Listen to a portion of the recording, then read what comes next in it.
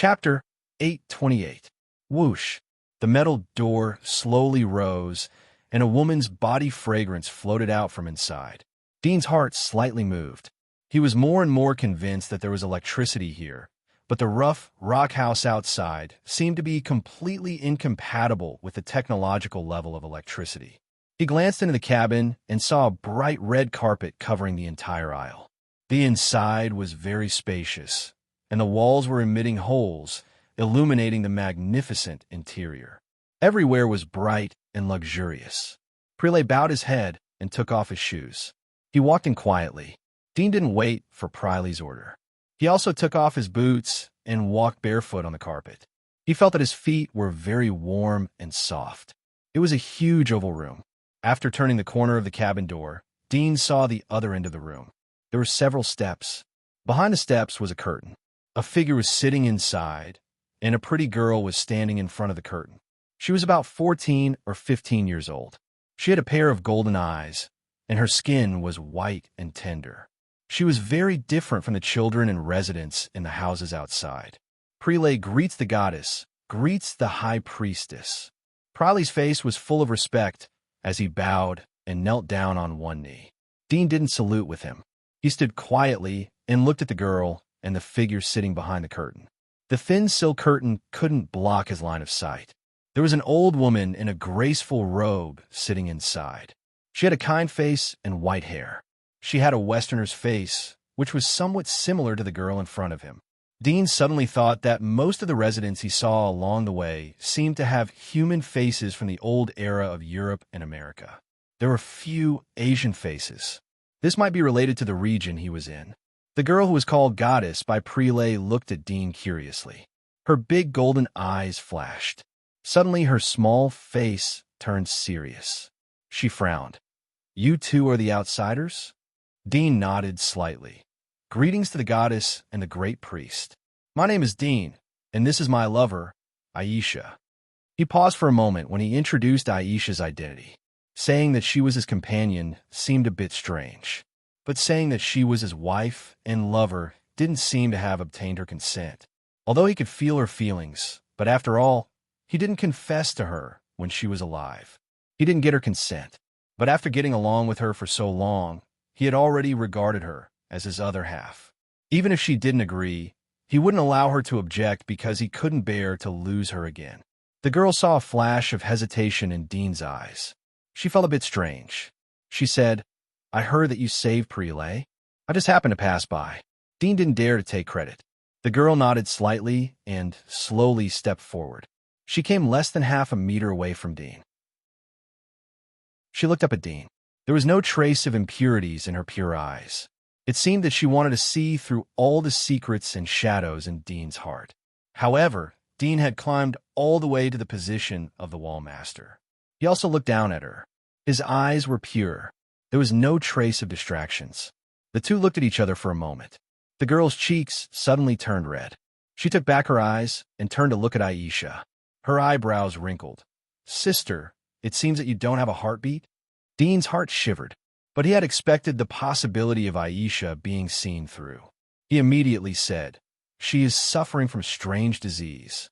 It's better not to get too close to her. If there is anything, just tell me." The girl squinted at him. She slightly pouted and turned back to the curtain. "Where are you from?" "From a god's wall." Dean answered truthfully. The girl was startled. She didn't expect Dean to be so frank. Where was the first time she heard about the wall? She quickly reacted and looked at the curtain. The old woman in the curtain was silent after hearing Dean's words. After a moment, she slightly nodded to the girl. The girl understood and looked at Prelay, who was still kneeling on the ground. "You go down first. The great priest wants to talk to the outsider, Mr. Dean, personally." Prelay respectfully replied, "Yes, Prelay will go." Then he lowered his head and slowly walked away. Before leaving, he gave Dean a look of encouragement. After Prelay left, the girl knocked twice on the metal wall next to her. The cabin door slowly descended and closed with a click. In an instant, only Dean and the two girls were left inside. There was a trace of vigilance in Dean's heart, but on the surface he was very calm. At this time, the girl took the lead to talk to Dean. It was as if she had changed into a different person. What is your purpose in coming here? If I'm not mistaken, the lover you spoke of is a corpse puppet, right? There was a trace of coldness in Dean's eyes. You can talk about me, but don't talk about her. I told you that she has a strange disease. I came here just passing by. I didn't expect to meet you here. I didn't know that there are people who can survive in this area. If I had a purpose, I would have attacked you long ago. In my opinion, are you the leaders here? The girl sneered. Do it? Do you think you can get out of here alive if you do it? Dean's heart moved. He had deliberately said so. But looking at the girl's appearance, there seemed to be some kind of mechanism in the spaceship-like metal cabin. When he saw the electricity, he had no intention of using brute force to conquer this place and dig out its secrets. He immediately revealed an angry expression and said, "Is this how you treat your benefactor? If you suspect me, why did you come to see me?" Seeing the anger in Dean's eyes, the coldness in the girl's eyes slowly faded. She turned to look at the old woman in the curtain. The old woman nodded to her and took out a bracelet from her sleeve. The girl immediately understood and took the bracelet from the curtain. She turned to Dean. "I was presumptuous before. We have been attacked by outsiders like you and almost destroyed. So I am more worried that you will come here with other purposes like the outsiders. It seems that you really have no intention to come here. The great priest has some questions to ask you. Please put on the bracelet." Dean looked at the pure, white metal bracelet in her hand and deliberately showed a gloomy look. "What is this?" "This is the god's bracelet.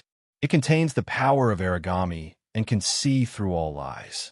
If you really have no intention to come here, please put on the bracelet. If you don't want to, please leave here," the girl said seriously. Dean frowned slightly. It was obviously impossible to leave. Moreover, she had already said it. If he didn't put on, it would mean that he had a guilty conscience. It was tantamount to acquiescing that he came here with other purposes. Then he might not be able to leave safely. It was very likely that they would activate the mechanism in the metal cabin. The mechanism he was most worried about was the laser. Thinking of this, there was a trace of regret in his heart. He shouldn't have boarded this pirate ship. However, with the previous situation, he had no choice but to go down. He could only bite the bullet and go down. If they really fell out, he felt that he could at least kill or capture the girl and the great priest when the mechanism was activated. Moreover, it could be seen from the fact that the girl had to manually close the cabin door. Even if there was an attack mechanism here, it needed to be activated by them. After thinking for a moment, Dean agreed. Although the attitude of the other party was very tough and even overbearing, he had to yield. Who told him to come here with other purposes?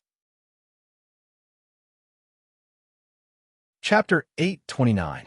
The girl looked at Dean, but didn't say anything. When Dean raised his right hand, she stepped forward to put the bracelet on Dean's wrist. At this moment, Dean suddenly turned his palm into a claw and quickly grabbed her wrist. At the same time, his other hand grabbed her neck. All of this was done in an instant. In the blink of an eye, the girl was subdued by Dean and became a hostage. "You!" The girl's face turned pale. The old woman's face changed.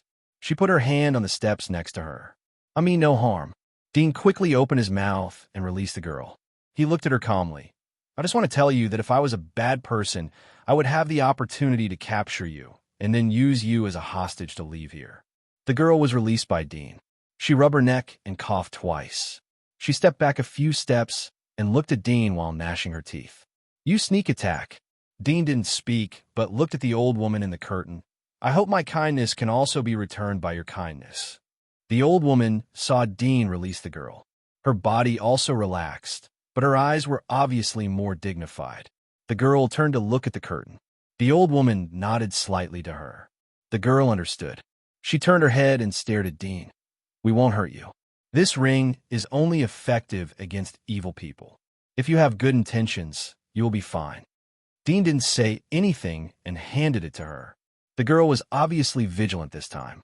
She quickly put on Dean and then quickly returned to the curtain. Dean glanced at the ring on his wrist. The material was very light. There was a screen flashing with wavy lines. In addition, there were a few English letters next to it. This shape combined with the girl's words reminded him of the lie detector he had seen in the super chip. "Did you really come to us without any malice?" the girl angrily asked Dudian. It was obvious that she was still concerned about the previous matter of being captured by Dudian. Dean looked up from the ring and looked at her lovely little face. He calmly said, "Of course not. I have already expressed my position. Can't there be a little basic trust between people?" "Well, it's useless to talk."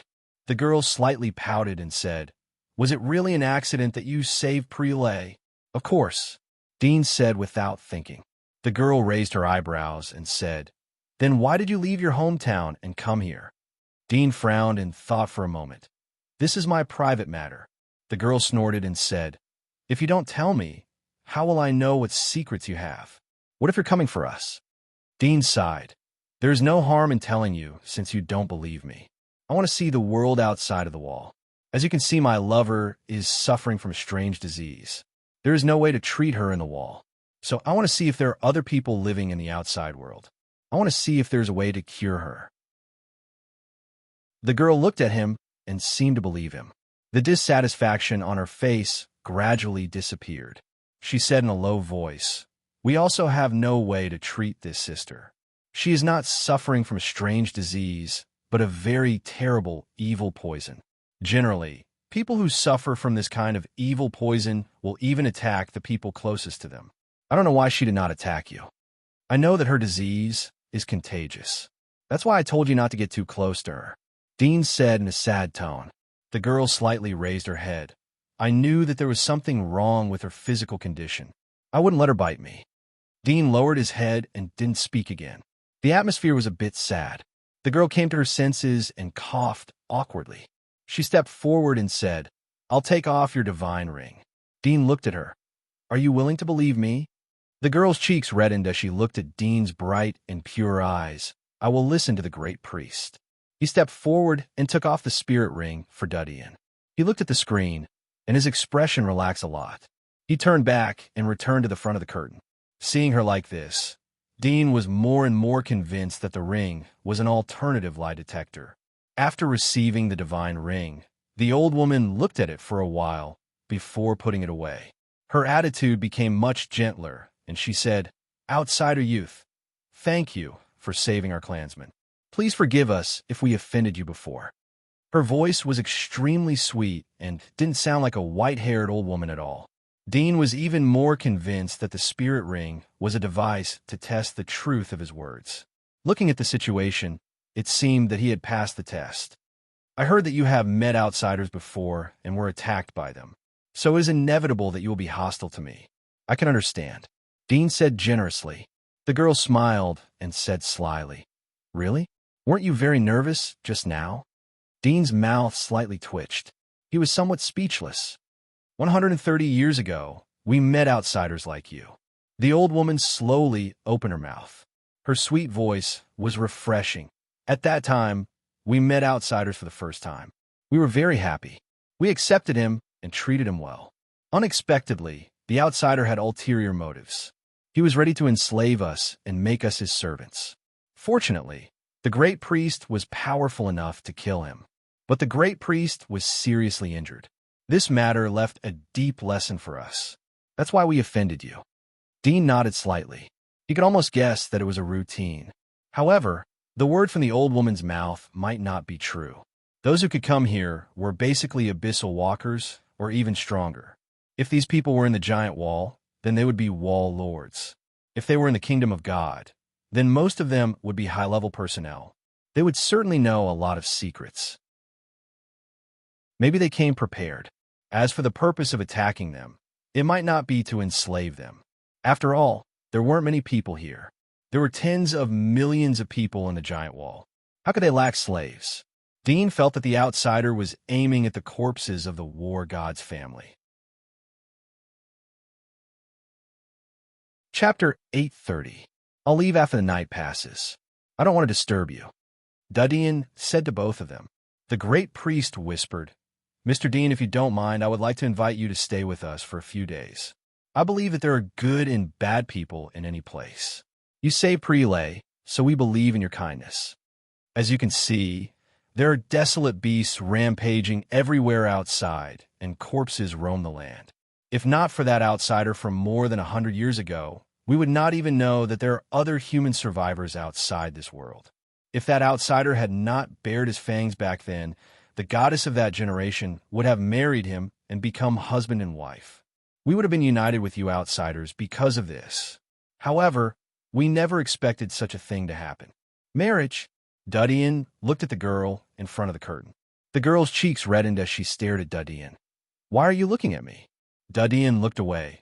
If you don't mind, then I'm happy to stay with you for a few days. If there is anything I can help you with, then don't hesitate to tell me. Thank you, Mr. Dean. Amelie, tell the Wilderness Generals to arrange a residence for Mr. Dean. He is our distinguished guest. The great priest whispered. The girl slightly pouted as she nodded. Amelie ordered the 2 Wilderness Generals to take Dudian to rest after sending him out of the metal cabin. After that, the girl returned to the metal cabin. She lightly knocked on the wall, and the cabin door slowly closed. In an instant, it became extremely quiet, and not a single sound could be heard from outside. Amelie turned to the Grand Priestess behind the veil. Sister, why did you let him stay? The divine ring clearly shows that he lied. He must have an ulterior motive for coming here. The curtains were lifted, and the old woman looked at her gently. She said softly, although he lied from the divine ring, he only lied about saving Prelay. He came here without knowing anything, which means he didn't come here on purpose. As for why he deliberately saved Prelay to get close to us, I think it should be because he thought he could find a way to save his lover from us, as he said before. Sister, do you really believe that the corpse is his lover? Amelie pouted. The old woman smiled. Haven't you noticed? That person's expression has always been incomparably cold and emotionless. Only when he looks at the corpse next to him will his eyes reveal a special warmth. That kind of warmth is rare, even among extremely loving couples. Furthermore, the results from the divine ring show that he isn't lying about this, so I believe that he's telling the truth. But even so, he's still an outsider. If we let him stay, wouldn't it be very dangerous if he harbors evil intentions? She said, Prelay also said that this person could easily kill those 2 corpses. You've seen the heads of those 2 corpses. They were both wild general-level corpses, but he was able to kill them so easily. If such a dangerous person were to act against our people, it would cause unimaginable casualties. If we want to deal with him, we will have to pay an enormous price. It would be best if we let him leave and nothing will happen. The old woman sighed and said, How could I be willing to take such a risk? It's just that the Wilderness Divine Hall doesn't have much energy left. It can only supply us for about 10 years. After 10 years, this place will be in darkness, and we will no longer be able to rely on the Wilderness Divine Hall to defend against the abyss desolate beasts outside. The only way is to find a new shelter as soon as possible. This person came at the right time. I have recently studied the information left behind by the outsider. The area we live in is called the Abyss region by the outsiders. Very few people can enter because the desolate beasts here are too strong. But outside the area they live in, the desolate beasts are very weak. Furthermore, they live in the Divine Wall. With the protection of the Divine Wall, they never have to worry about being attacked by desolate beasts. They can plant rice inside, making it a permanent shelter. We have to find a Divine Wall before the Wilderness Divine Hall's energy runs out. If not, the future 10 years from now will be unimaginable. Amelie was startled. Her small face had a hint of melancholy. She said, Elder sister, the last time you said to develop a new substitute for energy, is that not possible? If we leave this place and move to the Godly Wall, wouldn't it be too risky? The outsider from more than 100 years ago and this person are so powerful. How many people are as powerful as them in the Godly Wall? If we migrate over and a war breaks out, who knows how many people will die? The old woman was slightly silent. After a while, she said, The weak are prey to the strong. This is the law of this world. With the help of the Wilderness Divine Hall's power, we might have a chance to fight. But if we continue waiting like this, we will only become weaker and weaker until we completely perish. Amelie looked at her. Her eyes were slightly red and somewhat moist. Her small mouth was tightly pursed. The old woman glanced at her and gently rubbed her head. She said, Don't worry, we still have 10 years. We can first obtain the coordinates of the divine wall from this person, and then send people to investigate the situation there. If it is suitable, we will migrate over. If it is not possible, we can migrate to other places. Living here is too difficult. Sister, do you want me to try him again? Amelie asked in a serious tone. The old woman looked at her and nodded. Dean left the small square. He pricked up his ears and listened to the cabin where the great priest lived. But he couldn't hear anything. The cabin door closed and the inside was completely isolated. He glanced at the huge statue on the square. He thought that there should be a corpse of the god of war here. Each corpse of the god was equivalent to the core of the giant wall. It was no less than the status of the imperial seal of a country in the old era. On the contrary, with the corpse of the god, he could build a new giant wall. Although the strength of the giant wall couldn't be compared with the giant walls of mysterious origin, but it should be able to resist the general monsters. However, he didn't have much interest in the corpse of the god. Instead, he was interested in the whole place, especially the place where the great priest lived. There should be a lot of weapons hidden there. If he got his hands on them, he could use them to kill Aristotle. If the halo is a lie detector, then they shouldn't be able to see that I have already guessed the effect of the halo. They should believe the results of the halo. Dean thought about how to build a good relationship with them. He wanted to get more useful information. For example, why didn't the god of war family live in the giant wall, but in the abyss? Chapter 831. Look, it's the outsiders. Mom, do they come from the outside world? That sister is so beautiful. Stay away from them. Be careful of being attacked. A wilderness general brought Dean to the village. Along the way, many residents heard the news and came to watch. They stood in the distance and whispered. They were curious, excited, and afraid. So the older people frowned. Their faces showed disgust and hostility. Please, General Huang led the way for Dean. The other residents followed them all the way to a relatively spacious rough rock house. General Huang said to Dean, "You can live here for the time being. I'll send some living utensils to you. If there's anything you need, just tell me." Dean glanced at the house and nodded. "Thank you. Sorry to trouble you." "You're welcome. I'll go back if there's nothing else." General Huang said goodbye to Dean. Dean took Aisha into the house after General Huang left. The inside was almost as rough as the outside. There was a mat woven with weeds. Next to it was a stone platform. It seemed to be a table. There was nothing else. Dean felt regret as he saw the shabby appearance. 300 years had passed. Even if there was a fault in the civilization, at least they could rely on creation to restore a simple civilized society. After all, the greatest talent of human beings was creation. But this place only maintained the environment of primitive barbarians. He was disappointed. He took out a towel from his backpack and put it on the mat. He let Aisha sit on it to rest. He sat on the straw mat and quietly listened to the whispers of the residents who gathered outside. After listening for a moment, he found that the older people were hostile and wary of him. The young people and children were at a loss. They were just curious. It seems that after more than 100 years, they have forgotten about it. Only the older people know about it. It's convenient, Dean thought. The residents gathered outside the house for a few hours before gradually dispersing. Dean stayed in the room and did nothing. He was lying on the mat and quietly listening to the movements around him. He felt that the great priest would definitely send people to monitor him and even use some technological items to monitor him. After all, the technology contained in the place where she lived was not inferior to the technology of the old era. Judging from the environment here, it was obvious that the thing was not made by them. They were just the users. Little dumb mouse, little dumb mouse. Suddenly, a tender voice interrupted Dean's thoughts. Dean could not help but sit up from the mat, looking at a small head peeking at the door. It was a girl about 7 or 8 years old. Her face was red and cute. The little girl saw Dean and slowly came out of the door.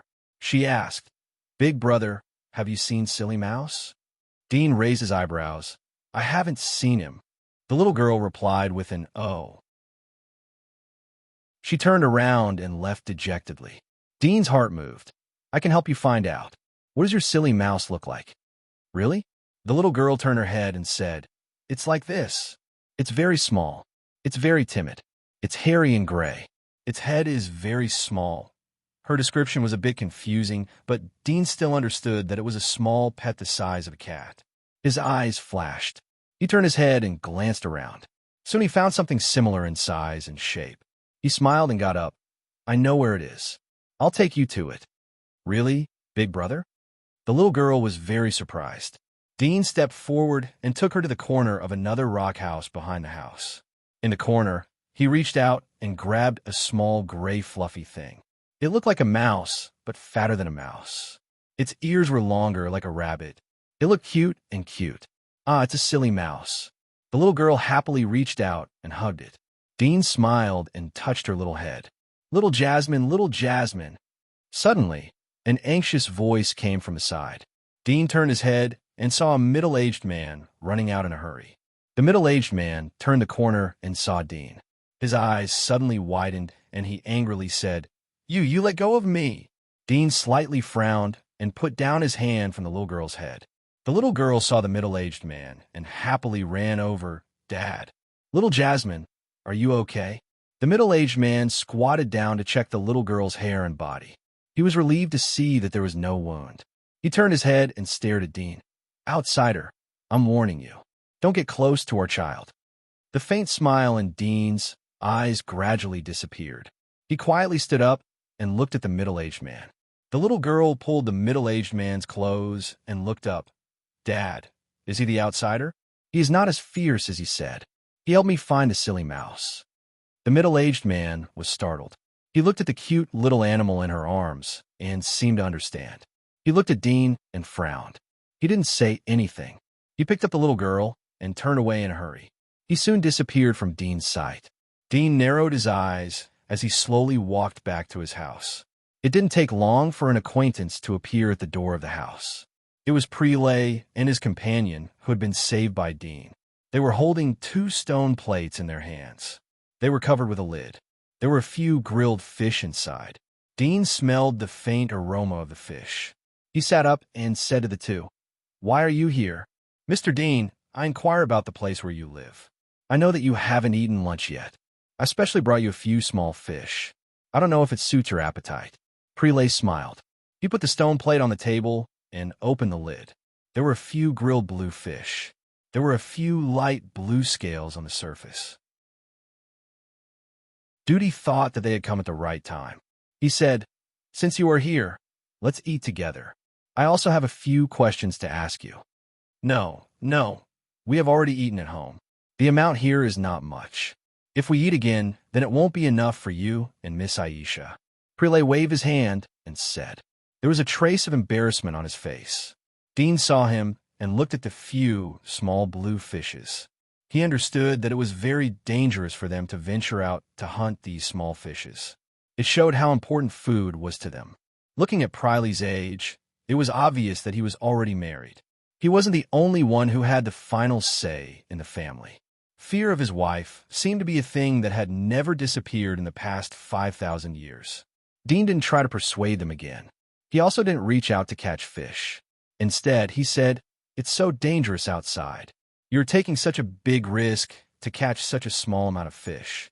What if you lose your life? Isn't it not worth it? Hearing him mention this, Prelay immediately thought of his life-saving grace, and his face became even more embarrassed. He said in shame, Speaking of which, it's all thanks to you that we could survive this time. We don't go fishing often, and usually only go once in a while, and we always go at the time that the great priest has calculated. Usually, when we go hunting at the time that the great priest has calculated, we rarely encounter any danger. This time, we were really unlucky, but fortunately we met you. Otherwise, we really wouldn't have been able to return. The great priest can calculate the danger of hunting? Dean was surprised. Priley's eyes showed a pious color. The great priest has inherited the will of the Aragami. She can predict the good and bad luck. She knows all kinds of things in the outside world. Dean was surprised. Didn't it mean that the great priest had a way to observe the situation around the outside world? Did she have a super detector or some kind of technological item? Dean's eyes lit up. He didn't ask about this matter again, but turned to another question. I see that the wilderness generals here are very powerful. Why don't you let them go out to hunt? Wouldn't it be more reliable, and the harvest would be more? Desolate is going to guard this place. If we run into some vicious desolate beasts that discover this place and sneak in, they'll be able to find out in time and kill them. Things like hunting are all left to us desolate hunting squads. Prelay said with a laugh. Wilderness hunting team? That's right, people like us who specialize in hunting in the wild. There was a trace of pride in Priley's eyes.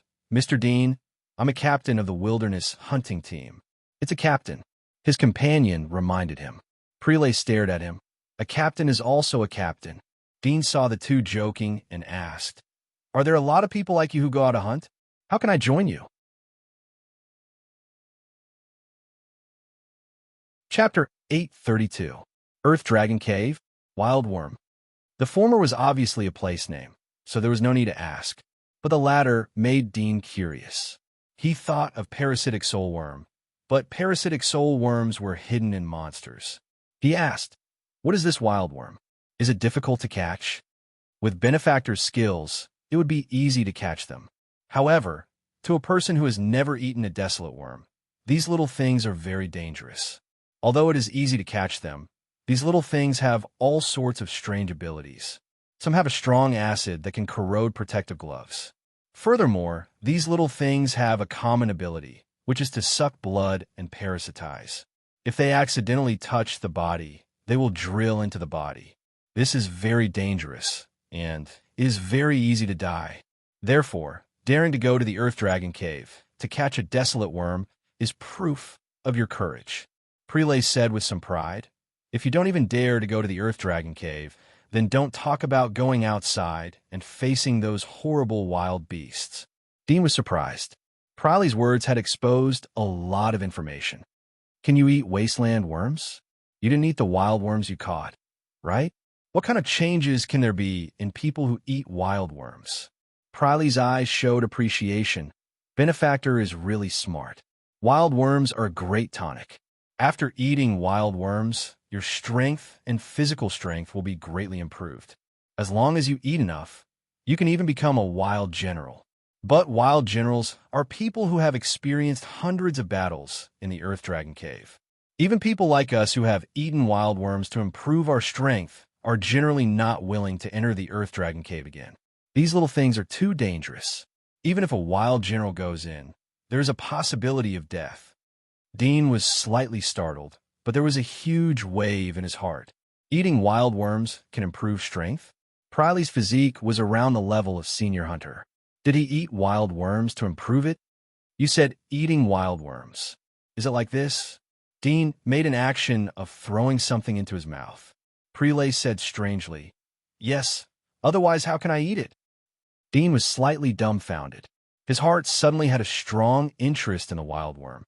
In his understanding of the giant wall of Sylvia, to enhance the physique, he must rely on the parasitic soulworm to inhabit the body. With the help of the parasitic soulworm, he could enhance his strength. Such an evolutionary system had been maintained since the end of the era of experimental witchers. No one had thought that there would be other evolutionary routes, especially Dean. His worldview was the old era of scientific and technological materialism, and he knew the limits of human physical strength. Even the world's strongest fighter, a muscle madman who trained every day since childhood, could only barely reach the level of junior hunter, unlike a senior hunter like Prelay. Not to mention, these kinds of people often had the appearance of a monster with bulging muscles all over their body.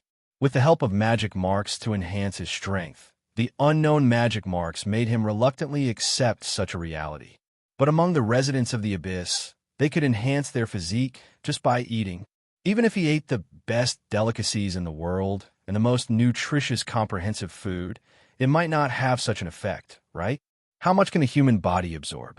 The digestive capacity of the stomach is limited, and the excessive nutrition won't enhance the physique. Instead, it will only lead to 3 hyperglycemia. Dean thought in his heart, but from Priley's words, it didn't seem like a lie. Was the wild worm really so magical? If you want to become stronger, You can only go to the Earth Dragon Cave to find wild worms to eat? Dean asked Prelay. Prelay nodded. I've been there 3 times, so I'm the captain. My strength is much stronger than this guy. He's timid, so he's only been there once. But the Baron Generals are different. They've been there at least 10 times. Dean felt that another path of evolution had appeared in front of him. However, he didn't know whether this path or the magic marks evolution system inside the giant wall was more perfect, or which one was harmless, or the end point of both was destruction. Why not let the Baron Generals catch more wild worms from the Earth Dragon Cave? Wouldn't it make a lot of people stronger? Dean asked this question. Prelay was stunned. The number of wild worms is limited. Every once in a while, the Earth Dragon Cave will open. Some people want to catch more wild worms, but it's good enough to catch one. Moreover, these wild worms have a sense of each other. If you catch one, then the difficulty of catching other wild worms will increase exponentially. Other wild worms will sense your existence through their companions, and then stay away. They will even gather together to besiege you. There was once a greedy person who caught 3 wild worms, but he wasn't satisfied. As a result, he was surrounded by a group of wild worms. In the end, he only found his bones and clothes. Dean asked, "Can I go to the Earth Dragon Cave? The Great Priest invited me to stay here for a few days. I can join your hunting team and help you hunt." Of course, Prelay was happy. With your skill, even if you don't go to the Earth Dragon Cave, you are more than enough to join our hunting team. The Earth Dragon Cave will open in more than a month. If Benefactor wants to go to the Earth Dragon Cave, then you can apply to the Great Priest. After all, Benefactor is an outsider. I don't know if the Great Priest will agree or not. More than a month? Dean's eyes lit up. I'll give it a try. Speaking of which, do I need to apply to the Great Priest to join the hunting team? You don't need to. Prelay laughed. If Benefactor wants to join, then you can do it now. I'm the captain. I can let Benefactor directly become a member of our team. But it's a bit of an injustice to Benefactor. It's a small matter. The companion reminded him again. Prelay glanced at him. Dean smiled. It's not an injustice. My identity is sensitive. I'll stay here for a while and then leave. It's good that I can help you a little. The position doesn't mean anything to me. Benefactor doesn't plan to stay for a long time? Prelay asked. Dean shook his head. I'll see. Prelay understood and didn't ask any more questions. Remembering that he hadn't eaten the fish on the plate yet, he hurriedly said, Benefactor, please eat the fish first. We've been chatting and it's getting cold. Please enjoy your meal, Benefactor. We'll be heading back first. If there's anything you need, you can find me at number 21. Dean nodded. The houses were engraved with numbers. It wasn't difficult to follow the numbers. Dean looked at the blue fish after they left. He missed the days when Noyce was by his side. However, from a reaction of Prelay and the Great Priest, it seemed that they wouldn't poison the fish. Chapter 833. 5 days passed in the blink of an eye. Dudian spent most of the time in his own house during these 5 days. The people in the village seemed to have gradually become accustomed to his existence. Many villagers were warned by the elders, but their curiosity still drove them to come closer to peek at Dudian. As a result, they found that Dudian seemed to be completely different from the fierce and brutal image described by the elders, so their courage slowly grew. Some children often came to play outside Dudian's residence. At first, they were called back by their parents, but later nothing happened, so the children were allowed to play here. For the past 5 days, Preet would send food to Dudian every day. At first, it was blue fish, but later the number of fish sent gradually decreased. In the end, only some strange leaves and fruits were sent. Dudian knew that most of the people here ate these fruits as food. The soil here was seriously radioactive, so it was impossible to plant them. These edible fruits were plants that they had tried for hundreds of years. They were transplanted into the village, but there were not many of them. Therefore, even the light fruits were very precious. Most people could only eat some boiled watergrass and bark. Dudian occasionally wandered around the village.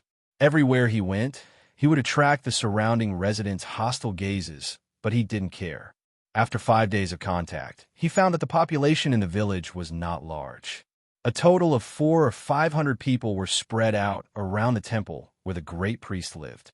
Most of the villagers couldn't have children because of radiation, especially the members of the hunting team who often went out to explore. Therefore, women and children were extremely precious here. In this highly scarce situation, there was an unimaginable marriage between a maid and many husbands. In this kind of absurd marriage, there was still the existence of love.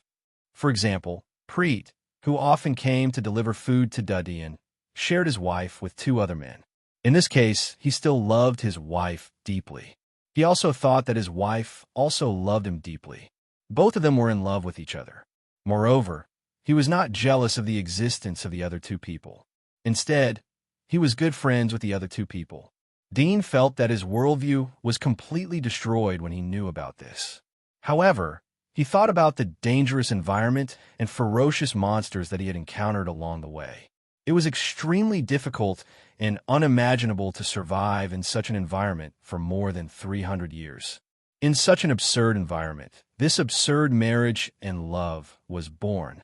Dean had a special feeling every time he saw Pu Linley happily talk about his wife. Adaptation was a terrible thing. When you get used to it, you can no longer judge right from wrong.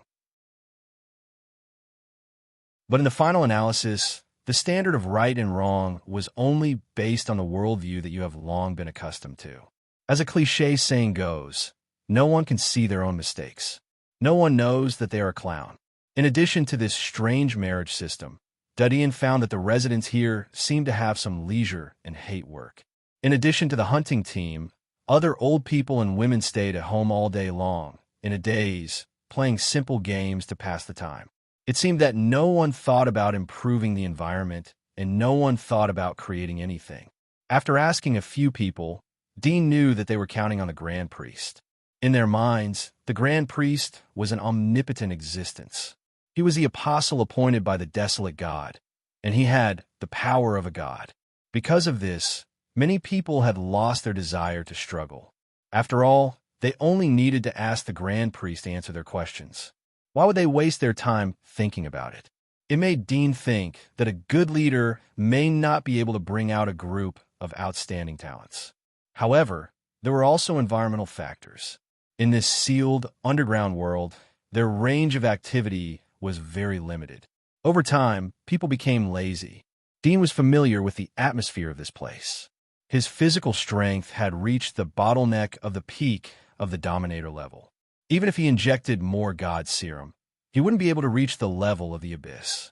However, there was no limit to the improvement of combat skills. Dean was able to get the secret combat skills of the Dragon Clan, the Wing Clan, and the Rock Clan because of his rights as a Warlord. The Dragon Blood skill of the Dragon Clan, the Diamond Body of the Rock Clan, and the Lightning Wings of the Wing Clan were all very practical combat skills. Benefactor, Pooh Riley carried the stone box and trotted to the outside of Dean's house. He excitedly rushed in and saw Dean crawling on the ground in a strange posture. He laughed. "Benefactor, are you exercising?" Dean stood up from the ground. He didn't blame Pu Lilei for not knocking the door. "Why are you so happy?" Pu Lilei grinned. "The Grand Priest said that we can go to the Bluefish Lake at dawn tomorrow. There won't be any danger." "Is that so? That's good. We can catch more this time." Dean faintly smiled. He had asked Pu Lilei to take him out to hunt in the past few days. He wanted to rely on the harvest to quickly establish a friendly relationship with the village. However, Pu Lilei refused because it was too dangerous. Now he could finally go out and get some fresh air. "Yes," Pu Lilei excitedly said. "This time we can definitely catch a lot. I'll go back and prepare a bag. Benefactor, I'll come to you in the evening. Let's meet at the tunnel." "Meet?" Dean asked. "Are there others?"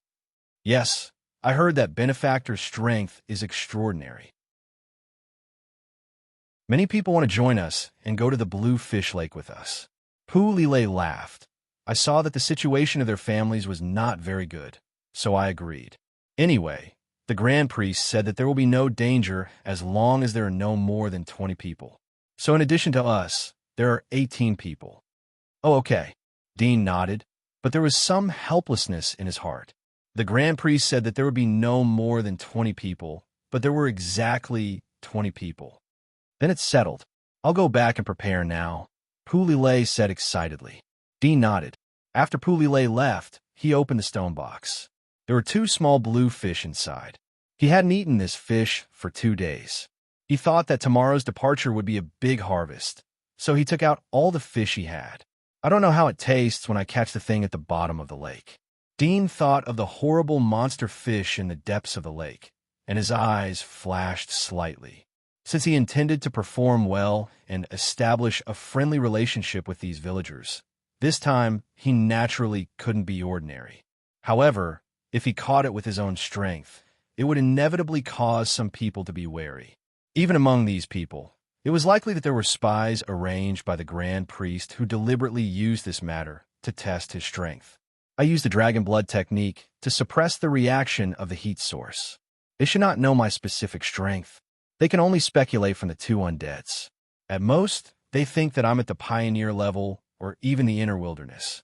It seems that it is necessary to hide my strength. Dean's mind turned. If he wanted to fish while hiding his strength, then he could only use tools.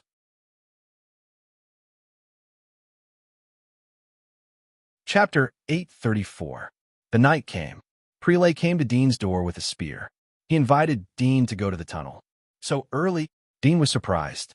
From the pocket watch he was wearing, it was less than 6 o'clock at night. There was still more than 10 hours before dawn.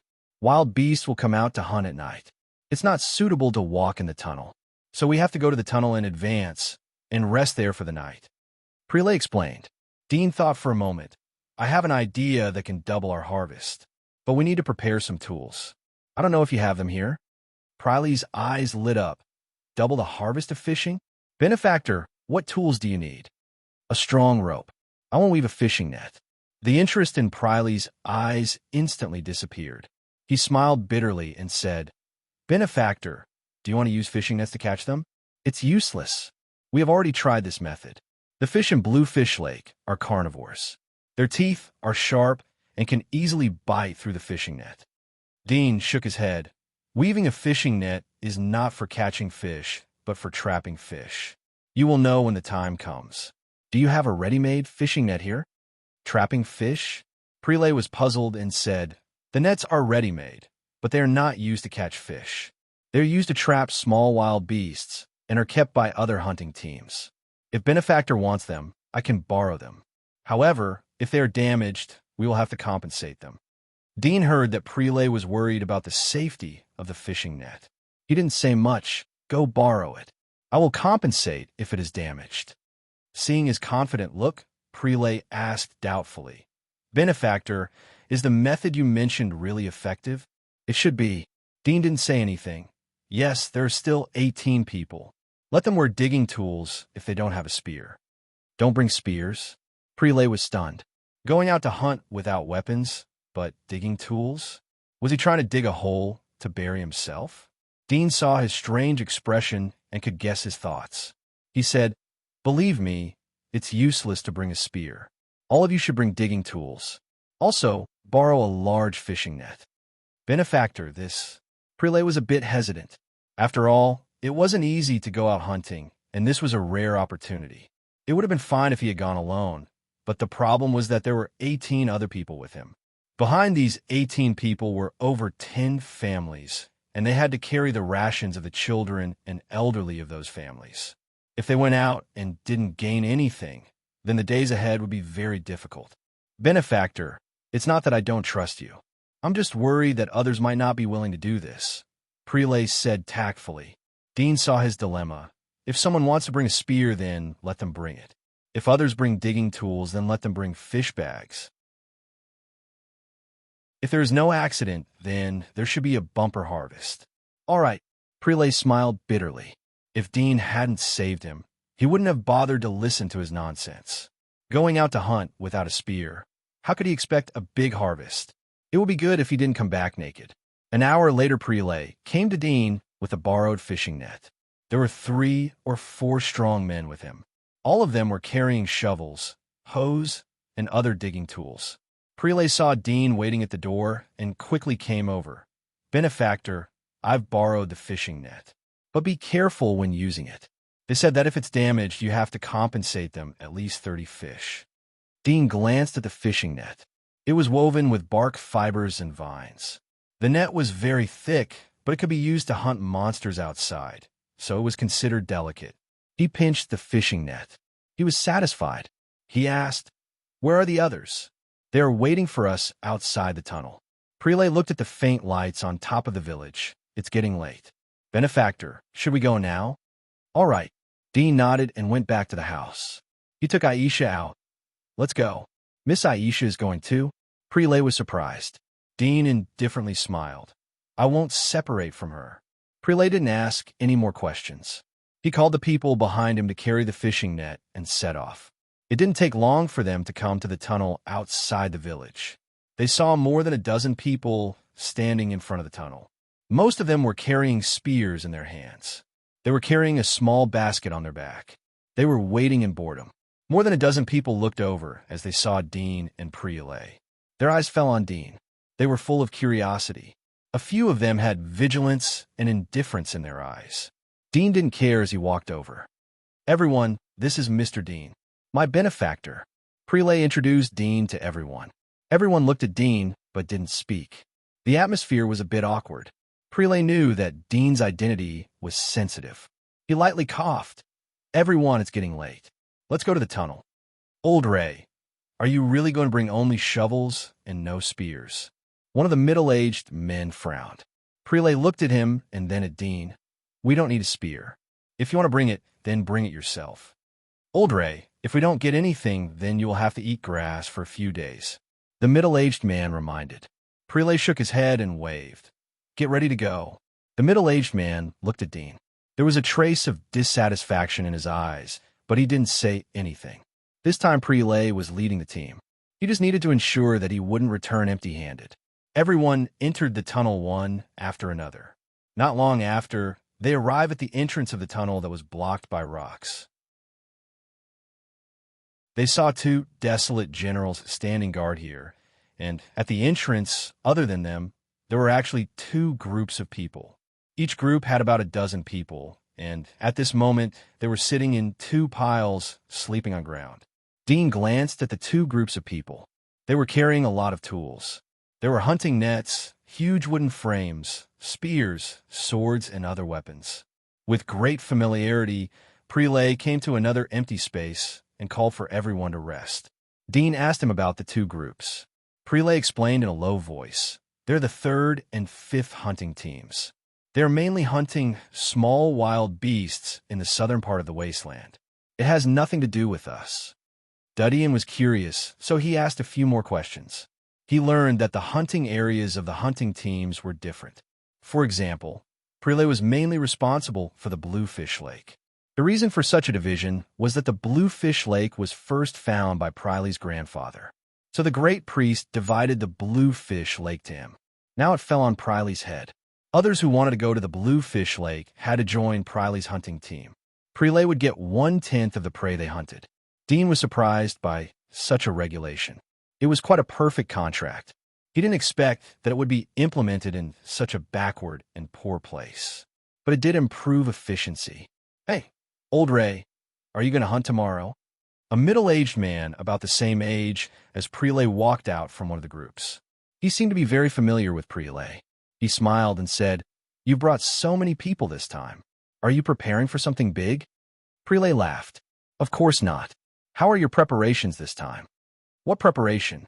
No matter how good the preparation is, we have to rely on the heavens to eat." The man smiled and glanced at the crowd. His eyes stayed on Dean for a moment. "I heard that you brought the outsider to hunt together. Isn't he very strong?" Prelay said grumpily, "Definitely several times stronger than you." "Haha, he can easily kill the dead. He is indeed stronger than me." The man laughed. Dean glanced at the two. He leaned against the wall and closed his eyes. He was waiting for tomorrow's hunting operation. Time passed quickly, and when it was 8 or 9 o'clock, everyone fell asleep one after another. Light snores rose and fell in the tunnel. In the darkness, they didn't know how much time had passed until a rough voice called out, "Wake up, it's time." Dean woke up from his light sleep. He opened his eyes and saw that the others were also waking up. The one who spoke was the wilderness. The rock at the entrance of the tunnel had been pushed open. Prelay also woke up. He patted the people who were still sleeping and pulled everyone up. "Get ready. We're going." Everyone quickly packed up their things and followed Prelay out of the cave. In the blink of an eye, 3 groups of people went to their respective hunting sites. The sky was bright. Glimmers of light shone from the clouds. Dean smelled the unique humidity and freshness of the early morning in the wilderness. He felt that all the pores on his body were slightly stretched out. His consciousness was extraordinarily clear. He held Aisha's hand and followed Prelay. They crossed the woods and walked for a while until they came to the blue lake. The lake was as calm as a mirror. It was a beautiful blue lake. Everyone's eyes lit up as they saw the blue lake. They couldn't wait to go forward and fight. Dean sniffed the air. He smelled the residual smell of blood in the air. He saw a few messy monster paw prints in the distance. It seemed that other monsters had come here in the past few days. It seemed that they had experienced a fierce battle. It seems that this water source is a good place to attract monsters. Dean thought in his heart. At this time, Prelay came to Dean's side and asked, "Benefactor, we have limited time. We only have 2 hours. What are you going to do?" Dean knew that time was pressing. He didn't want to be long-winded. "Go to the shallow water where you caught fish last time. Listen to my command and dig a deep pit. We will lead the fish to the pit we dug. Finally, we will concentrate on fishing." Prelay was at a loss. After all, he didn't even bring a weapon. He could only listen to Dean's command. He turned and gathered everyone. They came to the shallow water where they had caught fish last time. He looked at Dean. "Where do we dig a pit?" Dean pointed to the shallow lake and said, "Make an opening here and dig a pit here. Everyone start digging immediately. Dig the pit 2 meters deep and extend it to here. About 10 meters. Prelay looked at Dean's gesture. Although he had never thought of this method, but from Dean's gesture, the feasibility was extremely high. He immediately called everyone. "Everyone get ready. Follow Mr. Dean's instructions." Then he took the shovel to the lake and quickly dug the soil. The others looked at each other and followed him to dig the soil. The other 7 or 8 people with spears saw the actions of Prelay and others. They looked at each other and were at a loss. They didn't know whether they should help or wait. Soon, the middle-aged man who had previously reminded Prelay took the lead and left. He came to another foothold near the shallow lake. He took the spear and stabbed the fish into the water. Soon he got one and put in the basket. The others saw that he had a harvest and immediately surrounded him. They found a foothold in the shallow water and used spears to stab the fish. There were as many small blue fish in the lake as there were hairs on a cow. When they saw someone approaching, they all gathered around the lake. Some of the small fish jumped up and bit the tip of the spear, their small mouths full of sharp teeth. Dean looked at them but didn't say anything. His eyes swept to the center of the lake from time to time. He was wary of the terrifying fish lurking to attack them. At the same time, he came to the side of the woods. He used a sword to cut the trees and cut them into small wooden sticks. He used them to prop up the fishing net into a long basket. After a moment, the deep pit that Dean had pointed out was dug. Everyone had a hunter's physique, so the efficiency of digging the pit was very fast. "Benefactor, what about now?" Prelay wiped the sweat from his forehead as he glanced at the people on the other side of the lake. There was a trace of heat and tension in his eyes as he asked Dudian, "Put the fishing net here." Dean gestured for him to put the fishing net horizontally into the deep pit. Several people worked together, and soon the fishing net was fixed in the pit. Dean took the shovel from Preley's hand and quickly dug out the middle of the pit and the lake. The lake water slowly flowed into the deep pit, but the blue fish were attracted by the few people. Only a few small fish flowed into the deep pit along the lake water. Dean swung his sword and stabbed into the lake water. He picked up a small blue fish. His wrist slightly turned, and the sword quickly cut the small fish into several pieces. Blood flowed out. He threw the pieces into the middle and the end of the pit. It didn't take long for the stimulation of the bloody smell to attract all the small fish in the lake. The lake was boiling, and the small fish kept jumping. As the lake water flowed, The small fish quickly rushed into the deep pit. It happened that the mouth of the fishing net in the deep pit was aimed at the mouth of the lake. All the small fish rushed into the net and swam towards the depths of the net.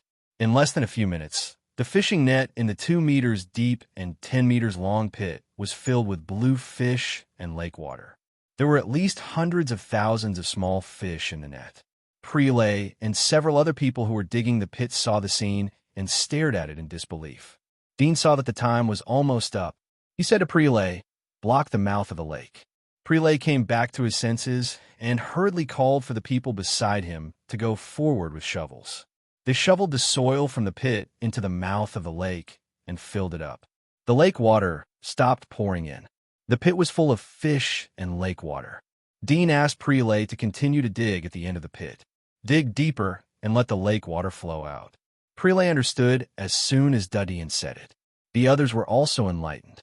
They picked up the shovel and started to dig the soil. They felt that their blood was boiling. Soon, they worked together to dig a small pit. The water in the pit quickly flowed out and was absorbed by the soil. The fishing net in the pit quickly sank. There were only struggling blue fish in the net. Dean looked at the time. Only an hour had passed. He estimated that he could make another net. So many. Prelay looked at the blue fish struggling in the net due to the lack of oxygen. His eyes widened in excitement. The others also looked straight at it. They swallowed their saliva. They felt like they were in a dream. Dean said, "Get ready to pull the net out. We'll make another net, and then we'll go back." Prelay was stunned when he heard Duddian say that he wanted to make another net. He subconsciously said, We don't have enough bags."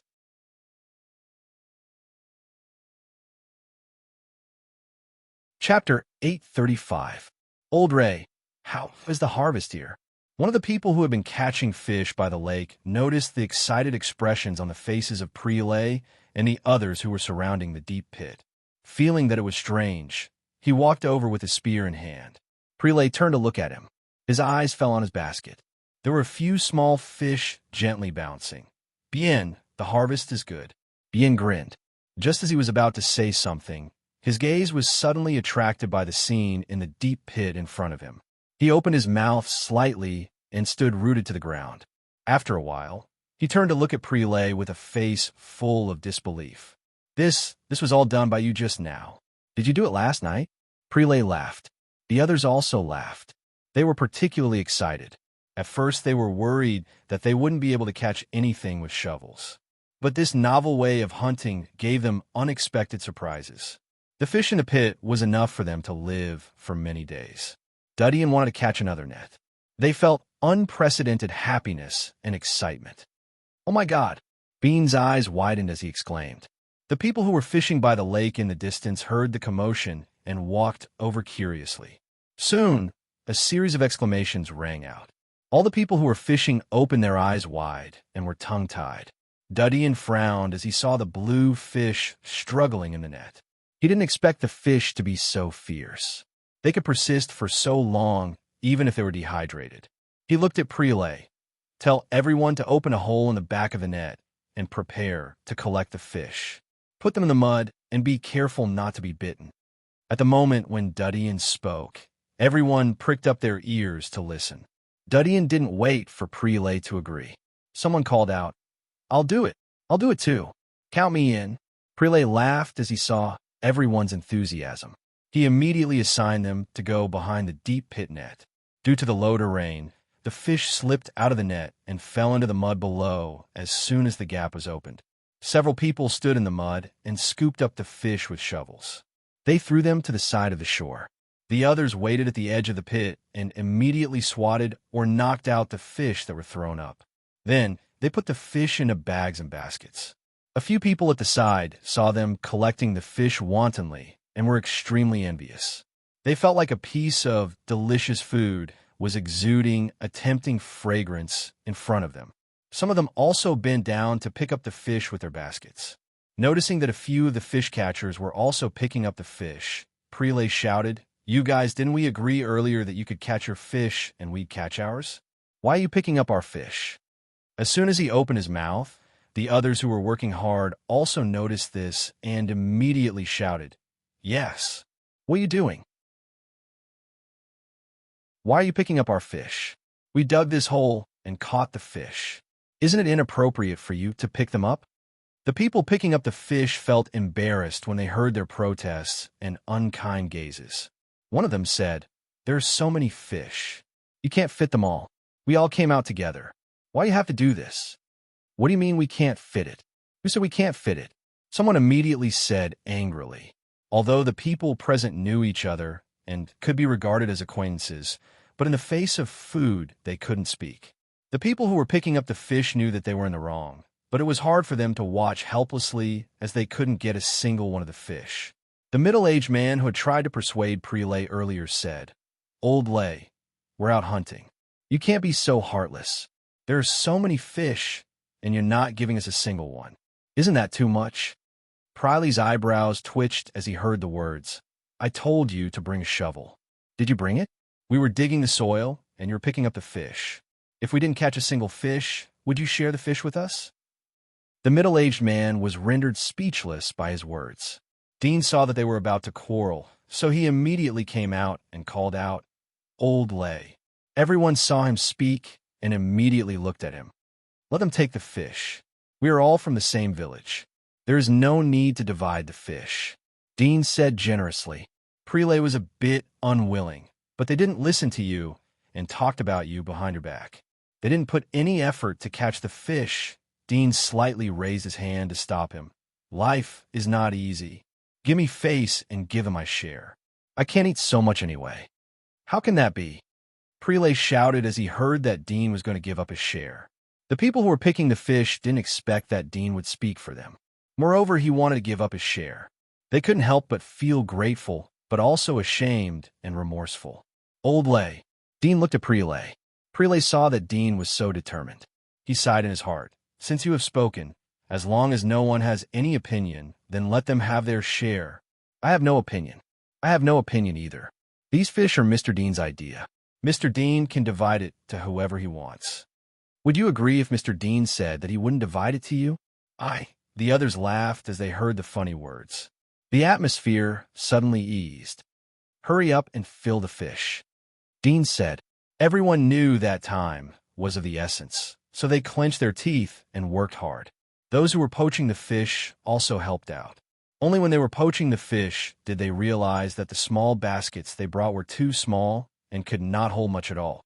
Before they came, they thought that if they could fill one basket, it would be a great harvest.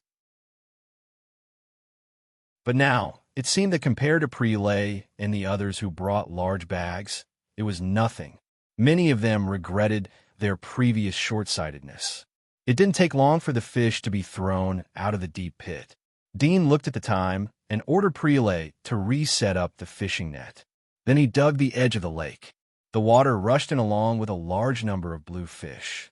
Everyone was secretly excited as they collected the small fish on the shore and looked at the shoals of fish that kept pouring into the fishing net. The people who were picking the fish finally knew why they were able to catch so many fish. Compared to them picking the fish one by one, this fishing method was simply looting. Dean looked at the lake in front of him, paying attention to the appearance of the terrifying fish. However, when the net was filled with fish again, the terrifying fish still did not appear. His heart was relieved. This way, it would save him the trouble to do it himself. In the blink of an eye, the hunting time was coming to an end. Dean let everyone back. Everyone was carrying a full bag and fish basket. More than a dozen people were carrying the fish in the fishing net. The harvest was amazing. Back in the canyon, Prelay knocked on the rock, and everyone returned to the tunnel. The two Baron generals were surprised to see the harvest. They couldn't help but look at Dean. They knew that such a terrifying harvest should be related to the outsider. After all, they had seen Prelay leading the team to catch fish countless times. But they had never seen such a huge harvest. Although the fish was very heavy, the atmosphere of the team was very happy. After entering the tunnel, one of them couldn't help but hum a song. The others heard the tune and sang together. In this way, they sang and sang back to the village. All the harvested fish were piled up in the square at the entrance of the village. Some children who were playing nearby were shocked when they saw it. The news quickly spread throughout the village and attracted a lot of people to watch. Dean saw the excited expressions of these people and smiled in his heart. This food didn't have much value for him, but it was the best tool to bring the relationship with the residents here closer. He felt that if he could catch a few more fish, he would soon become the existence of the people here. At that time, it would be very convenient for him to do anything. Old Lay, count the number of fish, Dudian said. Prelay looked at the amazed and envious eyes of the surrounding residents. He felt a kind of pride and honor. After hearing Dean's command, he felt a sense of enjoyment. He immediately ordered a few people to pour out the fish and began a count. In the process of counting, two groups of people came from behind the tunnel. It was the two groups of people who went out with them to hunt. One of them was carrying a 3-meter-tall monster that looked like a wild boar, humming a tune as it walked over. "Hey, Old Lay." The middle-aged man who greeted Prelay when he was sleeping in the tunnel pushed away the crowd. He saw Prelay but didn't say anything. His eyes were attracted by the pile of fish in the open space. He couldn't help but stare dumbfounded. Prelay heard the shout and turned to see him. "Jesse, you are back. Not bad. The harvest this time is so big." Jesse recovered and couldn't help but stare at him. "Are you sarcastic? Did you catch all the fish in the lake? So many?" Prelay laughed. "If we really fished them all out, then there wouldn't be enough here." Jesse rolled his eyes as he looked around the square. He saw Dean's figure. "Old Ray, is this outsider behind all of this?" Prelay snapped. "Don't call me an outsider. This is my benefactor, Mr. Dean." Jesse slightly curled his lips as he looked at the pile of fish on the ground. He was envious, but he knew that it was useless to look at it. He waved. "Let's go and divide the fish." It didn't take long for the number of fish to be counted. There was a total of more than 1,800 fish. Prelay gave 500 fish to Dean, but Dean refused. He proposed to hold a fish banquet in the evening and invite the whole village to taste it since it was a big harvest today. Prelay heard that the whole village was invited to taste the fish.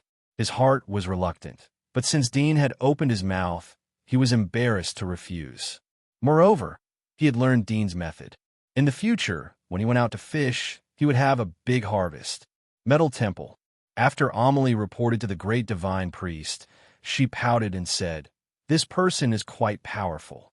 He didn't use any martial arts at all, but he caught so many fish.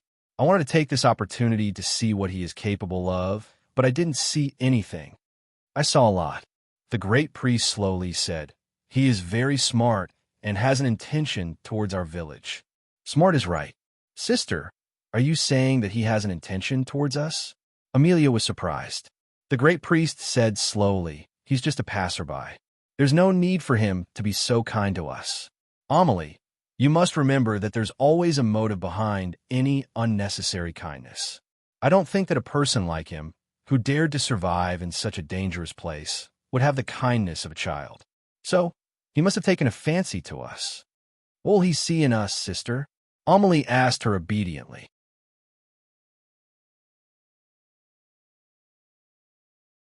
Chapter 836. 20 days passed in the blink of an eye. Dean stayed in the village all day. In addition to exercising, he ate, drank, and rested. There was very little entertainment here.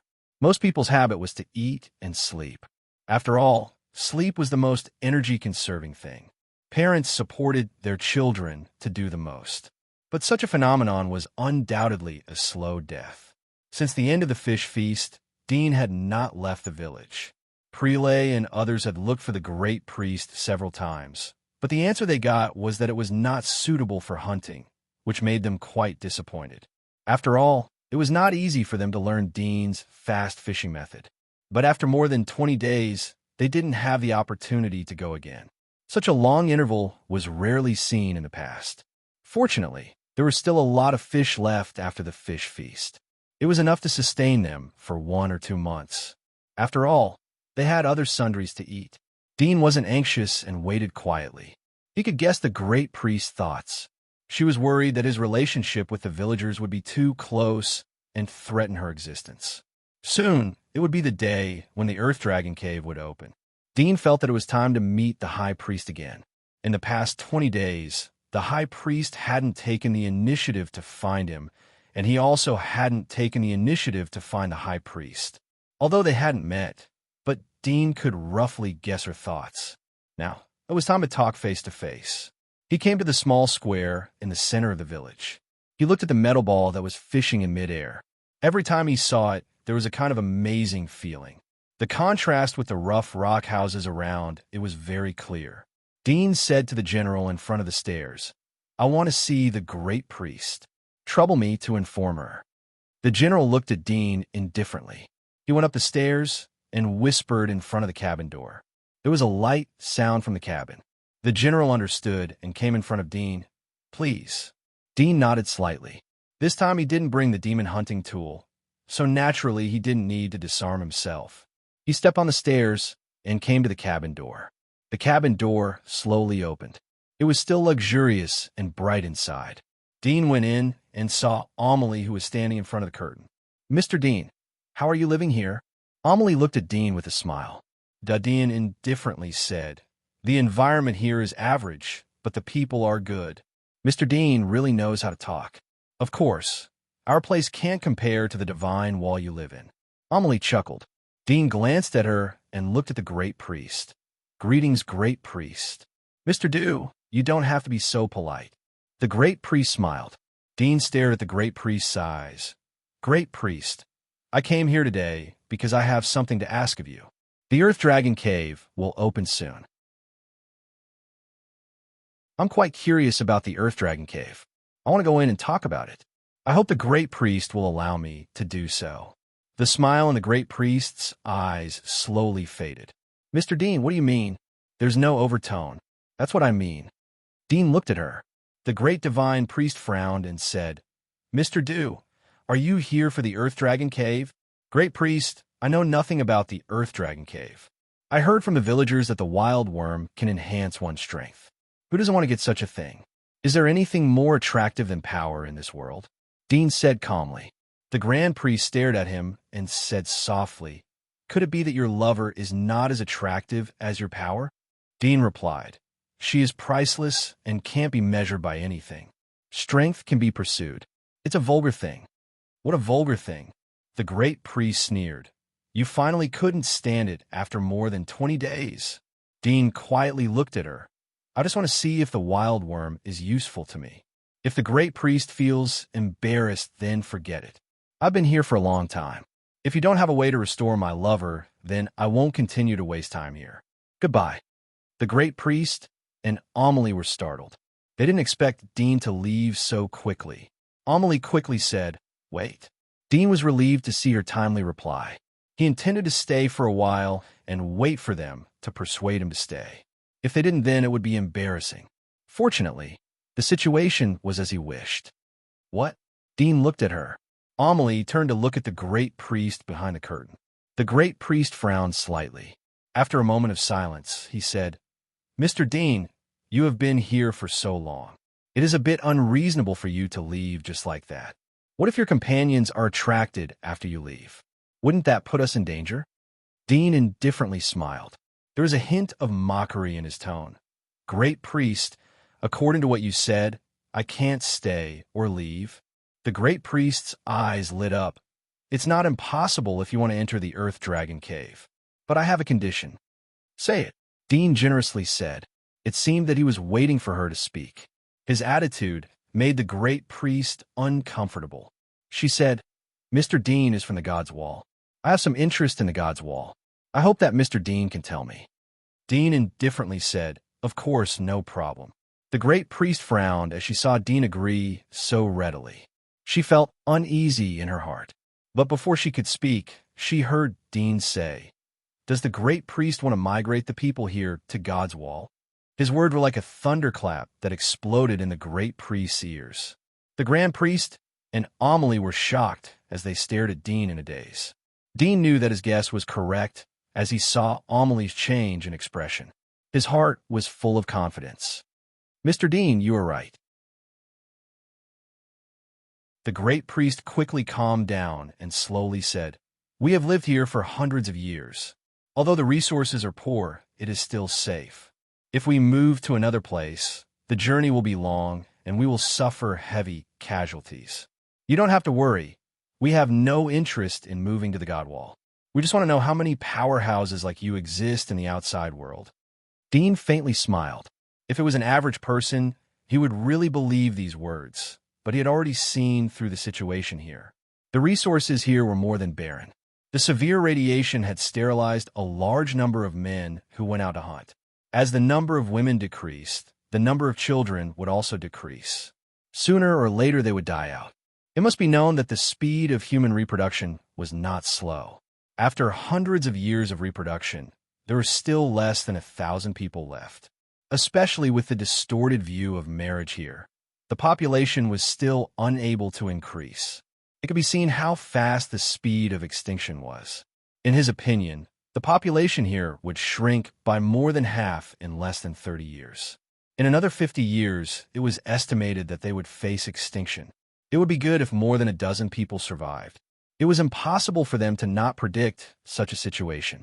A safe living environment was more important than anything else. Although this place was safe, but the serious radiation infiltration was irresistible.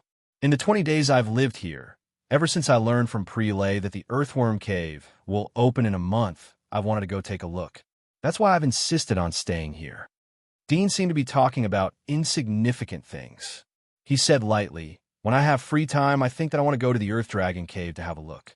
So, why did you let an outsider stay here? What's the purpose of it? Now I probably know the answer.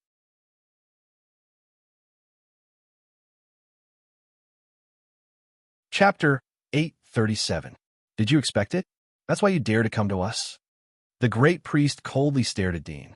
She didn't want to continue to hide anything from Dean. Dean indifferently said, "I've been waiting for more than 20 days. I've guessed that you have an intention towards me, but I don't know what it is. I didn't know until you asked me about the God's Wall. I don't think it's a problem. The God's Wall is very vast, and most of the territory is uninhabited. Moreover, the environment here is heaven. It can accommodate all of you." Great Priest's eyes lit up. "How do I know if what you said is true or false? If I didn't tell you in the beginning, then I would have guessed your thoughts. Would you be more willing to believe me?" Dean sneered. "I can pretend that I don't know anything and answer you foolishly. Then you will spend time to guess. What's the point of that? What you're looking for is to move to the God's Wall. It's a very, very, very small thing. It's like a bug flying into your village. No one will notice it. Of course, the metaphor isn't appropriate, but it's the fact." Amelia was shocked as she looked at the great priest. According to Dean, the territory of the God's Wall was unimaginably vast. The Grand Priest's expression was indifferent. "It's not like I don't know anything about the Divine Wall. I know that the territory there is vast, and the Divine Wall is extremely tough. It can withstand the invasion of the majority of wild beasts. Tens of millions of people can live there. However, what I want to know is what kind of world the Divine Wall is like. Is it a world where the weak are prey to the strong?" Dean chuckled. "It seems that any world is like that. Isn't it the same here?" Presumptuous. Amelie's eyebrows rose. "We are not like that here. We are very peaceful. There has never been a war. There is no war because they are tamed. They don't have greed." Dean faintly looked at her. "If another girl appears in the village and replaces your position, then she will be the goddess and you can only be an ordinary villager. Will you be willing to eat the same bad food as them? If you're not satisfied, what will you do? There is no war here, but the weak are still the servants. You are the rulers." Amelia gritted her teeth. "I won't." Dean shrugged his shoulders. Great Priest coldly stared at Dean. It had been a long time since someone spoke to her with such an attitude. She was angry, but she knew that Dean carried the hope of their continuation. She thought for a moment. "In some sense you are right. But the law of the jungle has different distinctions. Some are naked, and some are hidden in the dark. Which one is it in the wall?" "The second one," Dean said without thinking. He knew what the Great Priest was worried about. If the first one was the law of the jungle, then there would be no benevolence and justice on the surface. It would be no different from the monster world outside the giant wall. It would be the most inhumane world. It meant that the strong could burn and loot unscrupulously. There would be no order and rules to speak of. The law of the jungle was a cruel rule that couldn't be erased. In a sense, there was a distinction between the human society and the animal world, although this was often said to be hypocritical, but it was the biggest difference between humans and animals. In the animal world, one would become prey if one didn't have enough strength. In the human world, one would be swallowed if one didn't have enough wisdom. The great priest nodded. It made her feel a little relieved. She could see that Dean wasn't lying. Moreover, the possibility of the first one was low. She asked, "Can you tell us the location of the wall?" Dean said, "You won't be able to go even if I tell you. It's a long journey, and I've gone through many hardships to come here. Monsters are rare in the area around the wall. Generally, people like Prelay can hunt there at any time. The number and strength of monsters are much higher in the farther places. As for the furthest place, it's the area where you live. We call it the Abyss. It's usually forbidden to enter." Amelia was surprised. "Is it because the wild beasts here are more powerful?" "Yes." Dean nodded. "No one will come here unless they are courting death. We usually hunt in the wasteland outside the Abyss. The area inside the wall is vast, so we don't need to hunt for sustenance. We rely on growing crops. The reason why we hunt is to expand the area. We hope that one day we can eliminate all the monsters in the world. Then only we humans will be left, and we can go anywhere we want." Naturally, this point was replaced by his own expectations and wishes. The reason why the witches were hunting was because of the needs of the Monster Research Institute and also the needs of the Kingdom of God. Eliminate all the monsters? Amelia knew that the monsters Dean was talking about were the wild beasts. Her eyes lit up as she heard Dean's words. "There are so many monsters. Can we really eliminate all of them? It would be great if the origami were still here. If that was the case, we might really be able to travel to any place in the world like what you said. Unfortunately, we humans can only hide here. These wild beasts are too strong, and there are too many of them. They reproduce very quickly. There's no way we can kill them all." At the end of her sentence, her eyes dimmed and her face was filled with frustration. Although the task is difficult, but we don't know if we don't do it. After all, we humans used to be the rulers of the world. Dean's eyes flashed with a trace of passion. Amelia was surprised.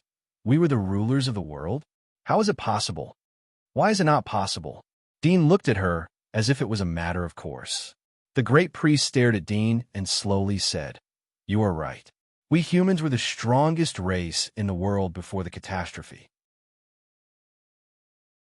But since the death of the origami, the status of humans has ceased to exist. I hope that there are surviving origami in this world that will lead us to the strongest." Dean slightly raised his eyebrows as he thought that this had nothing to do with the origami. But from her words, he could see that they didn't know much about the things before the catastrophe. Otherwise, they wouldn't put the origami in such a high position. He did not continue to delve into this problem and change the topic. "After I go to the Earth Dragon Cave, regardless of whether the desolate worms there can increase my power, I will tell you the location of the Divine Wall. However, it is still okay for you to hide here and live. If you move with so many people, the number of people who can reach the Divine Wall alive will not exceed 5, or even all of you will die." "No," the great priest frowned. "You have to tell us the location of the God's Wall first. You can't go even if I tell you." Dean helplessly emphasized. The great priest coldly said, "How do you know that we can't go? We will find a way to get to the God's Wall. Even if we can't think of a way, then the next generation will be able to find a way to move to the God's Wall." Dean saw that she was so stubborn. He thought that it wouldn't be a problem for them to go to the wall. There was more than enough space to accommodate them. Even if there was any conflict, it would be solved by Aristotle. He said, "Okay, I'll draw the route to the wall for you, but I can only draw half of it for you. I'll draw the rest for you after I come out of the Dragon Cave." Amelia was angry. "Are you worried that we will break our promise?" Of course. Dean didn't think about it. Amelia was so angry that her eyes rolled out. She stamped her feet, but didn't know what to say to Dean. The great priest calmly said, "That won't do. What if the route you draw is wrong? Won't we suffer in vain? It seems that we can't trust each other." Dean frowned as he felt the problem. Trust was a problem. Moreover, Their ancestors had eaten the loss of outsiders. It was difficult to build trust. The great priest also saw the problem. He pondered for a moment and said, I have an idea. You take Amelie back to the divine wall first. After you finish this, Amelie will write a letter for you to bring back. That way, there won't be a problem. Dean frowned. It was a bit of a waste of time. After all, he had experienced many dangers and wasted a lot of time. It would take several months to go back and forth. However, it was the only way. What if he kills me? Amelia was nervous and worried when she heard that she had to leave with Dean. The great priest said, So, let Mr. Dean leave your lover here. When you bring back Amelie's letter, I will know. Dean didn't wait for her to finish her words. He flatly refused. I won't leave her here. The great priest didn't expect Dean's reaction to be so intense. He frowned. She's just a corpse. We won't do anything to her. What are you worried about? Don't say any more. I won't leave her here as a mortgage. Dean's eyes flashed. His body exuded a murderous aura. The great priest knew that Dean was irritated. He didn't say anything else. Amelia wanted to jump up, but didn't expect Dean's reaction to be stronger than her. She stared at Dean. Can't my life be compared to hers? She is dead, but I am alive.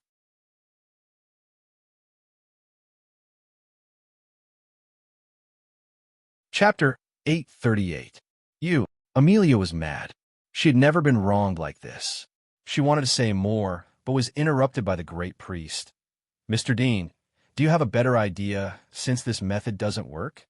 The great priest saw that Dean was serious, although the words made her feel sullen. But it was not the time to fall out with Dean. She could only endure her anger. Dean coldly looked at Amelia. He didn't think that the little girl was cute anymore. Since we can't trust each other, then the only way is for you to compromise. Amelia was angry. Why should we compromise and not you? Because this exchange is unfair to begin with. To be honest, there is no room for discussion. You can either reject or agree. Dean's face was indifferent and his tone was stronger than before. There was a bit of aggressiveness in his tone. I don't have to go to the Dragon Cave. For me, going there means that I have hope to improve my strength. I won't lose anything if I don't go. But you're different. If you don't move to the wall, then sooner or later you will be destroyed.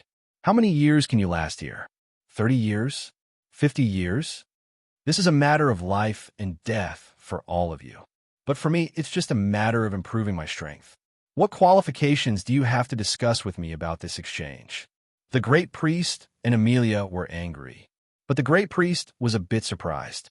He didn't expect Dean's attitude to change so fast. Previously, he was kind, but now he was as tough as a stone. Mr. Dean, don't go too far. The great priest felt that he should save some face. So he said coldly, This is still our territory. Do you think you can walk out of here without our permission? You're using your life in exchange. Isn't it worth it? Dean sneered. Let's not talk about whether you can keep me here or not. Even if you can keep me here, I guarantee that not many of you will survive. You could try if you don't believe me. The great priest didn't expect that Dean wouldn't budge an inch. Her face slightly changed. There was a trace of regret in her heart. She shouldn't have mentioned Dean's lover. She didn't want to see this situation. She said in a cold voice, Mr. Dean, it won't be good for anyone if we fight each other. It will only make our human race die faster. I don't want to use the worst means to deal with you, but I hope that you won't bully people too much. I'm not bullying people. Dean saw her intention to compromise. He coldly snorted and said, You and I each take a step back. When I come out of the Earth Dragon Cave, I will draw the complete route for you. I can only guarantee that the route I give is absolutely reliable. In addition, I will also give you 2 pieces of news. The great priest's face turned ugly. It was tantamount to return to the original negotiation situation. But this time, she couldn't refuse. Otherwise, it would be equal to tearing off. I can tell you the first news now. Dean said in a cold voice, There's more than one God's Wall in this world. The God's Wall I told you about is called Sylvia's Wall. Not just one. The great priest's pupils constricted, and his face was filled with shock. Amelie's eyes widened as she looked at Dean in surprise. What about the second news? Dean glanced at her. Aren't you too greedy to ask so much when you haven't paid anything? Amelia gritted her teeth in anger. But she knew that she had offended Dean, so it was natural for her to be targeted by him. But she was indignant in her heart. She had been defeated by a corpse. It was simply infuriating. The great divine priest slowly regained her composure. Her heart was still a bit shaken. She longed to be able to move to the god wall and understand the general situation of the god wall from the mouth of the outsiders from more than 100 years ago. However, she didn't expect that there was more than one paradise like this. Apart from feeling shocked, she also felt sad and angry. She felt sad because they were also humans, but they had lived in this desolate and barren land for hundreds of years. The great priest digested the news after a long silence. She looked at Dean. Okay, I agree to your conditions. But you have to swear that everything you said is true. Swear in the name of your lover. Dean clenched his fists. His eyes were full of killing intent. Do you like to self-destruct? The great priest's face slightly changed. It's just an oath. It won't hurt her unless what you said is a lie. This is a matter of dignity. Dean stared at her. Nothing can implicate her. If you want me to swear on my life, then I will completely agree. But you shouldn't involve her again and again. The great priest thought that it was because of his strong reaction to her that she believed that he wouldn't use her as an oath. But she knew that it was impossible as she looked at Dean's angry face. Well, swear in your own name. Too late. The killing intent in Dean's eyes gradually converged as he indifferently said, You can offend me and question me, but you shouldn't disrespect my lover. Now I've changed my mind. I won't give you the extra news. In addition, you have to apologize to my lover in person. What? Amelie's eyes widened. Apologize to her? How is that possible? We didn't do anything wrong. The great priest's face was full of anger as she felt that Dean had gone too far. Mr. Dean, do you have a guilty conscience? Dean coldly looked at them. Your ignorance will destroy your people. I gave you a chance, but you don't know how to cherish it. To be honest, I don't want to see this situation. But your ignorance has created such a situation. In that case, we have to bear the result together. She didn't want to see the relationship between the two sides break, because she knew that she would have to pay a lot of price to threaten Dean. They had a good talk before, but all the factors changed when they talked about Dean's lover.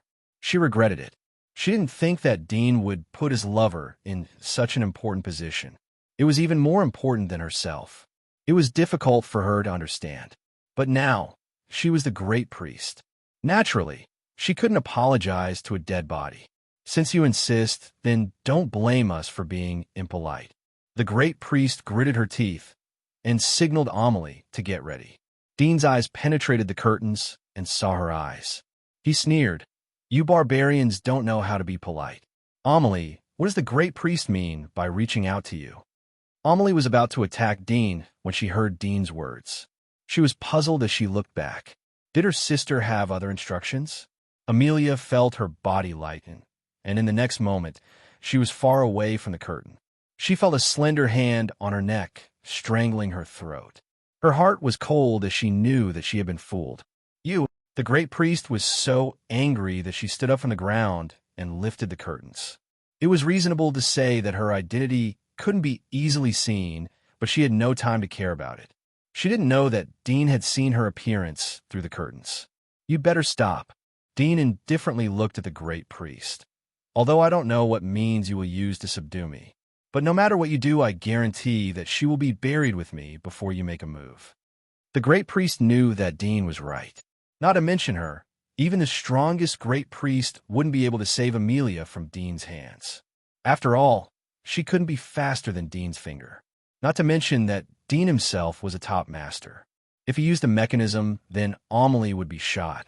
She gritted her teeth and said to Dean, If anything happens to Amelie, then you won't be able to leave alive.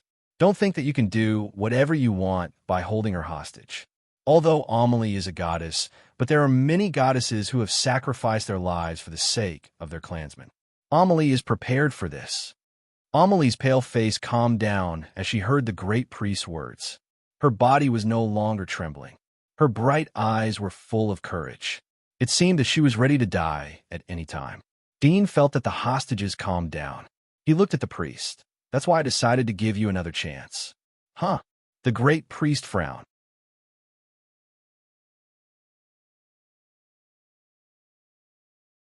Chapter 839. No, great priest flatly said, Amelie can't go to the dragon cave with you. Dean raised his eyebrows. Why? It's too dangerous. I can protect her. Great priest said, you can't even protect yourself in there. How can you protect her? If there's really danger, will you risk your life to protect her or yourself? She is a hostage. What's in it for me if she dies? Dean didn't answer. If she loses her life in the dragon cave, then you can besiege me and bury me with her. So I will protect her even if it's for my own life. Unless you want to compete with me now. But I guarantee that she will die in front of me. Great priest's face turned ugly. I can promise you that I won't attack you after you come out of the dragon cave. But you can't take her there. Now that things have come to this, is there any meaning to such verbal promises? Dudeen indifferently said, I'm not familiar with the Earth Dragon Cave. It's good to have someone to guide me. In case you use some means that I don't know and wait for me to go in, then create danger in the cave. Wouldn't I be ambushed and killed by you in vain? We are not that shameless. Amelie angrily shouted. Dean pinched her chin with his fingers, deforming her face.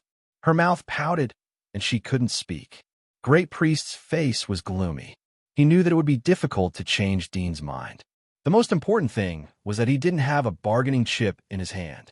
Amelie would die if she refused Dean's proposal. But if she agreed, then it would be extremely dangerous for her to go to the Dragon Cave with her special body. The only advantage was that Dean would be buried with Amelie. She didn't need to go through her hands. There was some contradiction and hesitation in her eyes. I'm willing to go. Amelie saw the entanglement and pain in the eyes of the great priest.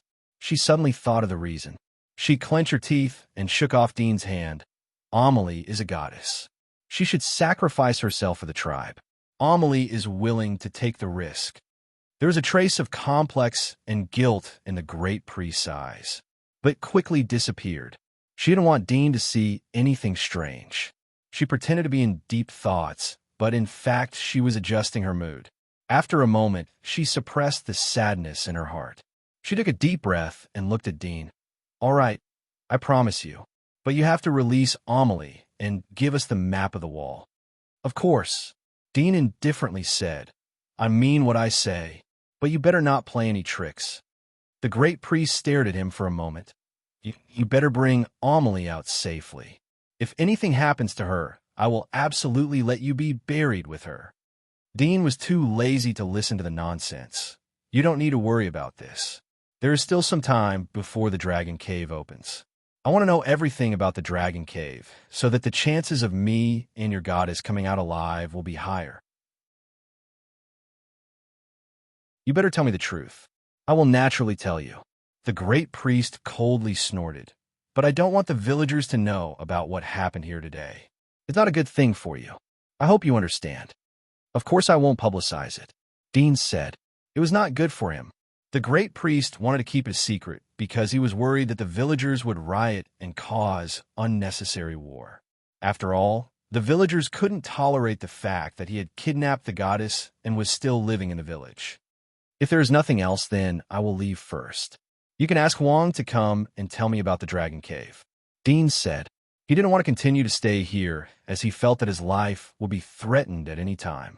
The great priest slightly frowned but didn't say anything. Her eyes turned to Amelie. Her lips slightly moved, but in the end she didn't speak. Dean suddenly said, In fact, we could have carried out this transaction peacefully. You wanted to go to the wall, and I just wanted to go to the Dragon Cave. There wouldn't be much loss to either of us. But now it has become like this. It's a pity. The great priest looked at him. She also had the same thoughts, but there was no way to reverse the situation.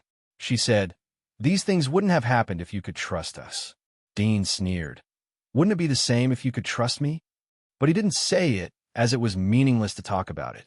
He said, Open the door. The great priest deeply looked at him. She raised her hand and knocked on the wall. The metal door slowly opened. Dean didn't continue to choke Amelie's neck. He put his palm on her shoulder. It seemed to be very gentle, but in fact he was using his strength to remind her not to play tricks. Amelia fiercely stared at Dean. Dean pulled her out of the room, and they went down the stairs. The two generals who were guarding the stairs were surprised to see Dean and Amelie come out together. One of them came forward and shouted, "Please take your hand away. How can you touch the goddess?" Dean didn't speak, but glanced at Amelie. Amelie gritted her teeth, but she knew that she had to cooperate with Dean. She immediately said, "It's nothing. I'm going to Mr. Dean's residence to teach him the teachings of God. You wait for me." The two generals looked at each other and bowed their heads respectfully. They retreated to the side. Dean glanced at Amelie. She was very vengeful. "She wanted to teach me?" He exerted a little force with his fingers, and Amelia cried out in pain. When the two wilderness generals looked up in shock, he quickly hid the painful expression on his face and pretended to be calm. "Nothing, I just saw a disgusting bug." When the two desolate generals heard this, they hurriedly looked around in search of the disgusting bug she mentioned. Dean raised his eyebrows and quickly left. Dean closed the door after returning to his residence. He threw Amelie into the room. "Be honest for the next few days, or you will suffer." "You." Amelia clenched her teeth in anger. But she knew that Dean wasn't a person who would have tender feelings for the fairer sex. She stood in the corner of the room with her back facing Dean. Dean looked at her position.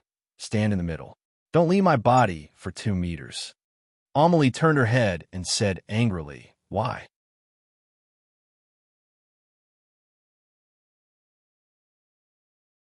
Chapter 840. You. Amelia felt that she was going to explode. She had never met a person who made her so angry. Dean leaned against Aisha and sat down, silently calculating the next way out. Now he was in a deadlock. From this moment on, before entering the Earth Dragon Cave, and after leaving the Earth Dragon Cave, he would face ambushes and traps at any time. He could not relax for even a moment. In the blink of an eye, the night came. Amelia's stomach growled, "I want to eat." "Endure it and wait for them to bring it to you." Dean bit the roasted blue fish in his hand and slowly chewed it. Amelia gritted her teeth. "Don't you have food?" "This is mine." Dean frowned as he felt that she was a bit noisy. Amelia was more annoyed as she saw Dean's disgusted expression. But she knew that getting food from Dean was tantamount to a fool's dream. She was a goddess, so she gritted her teeth and endured. At night, a desolate general knocked on the door and delivered food and a book. "This is what the great priest told me to give to you." General Huang put down the things. "Your Highness, this is your dinner tonight." Dean nodded slightly. After Huang left, he took the book and looked through it.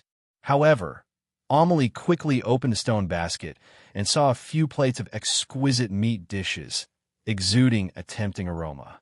Amelia's eyes lit up as she looked at Dean. "Do you want to eat? This is much better than your broken fish. If you want to eat, then beg me, and maybe I could give you a taste." She deliberately fanned the fragrance towards Dean. Dean didn't raise his head. "Don't be long-winded. Go to bed early."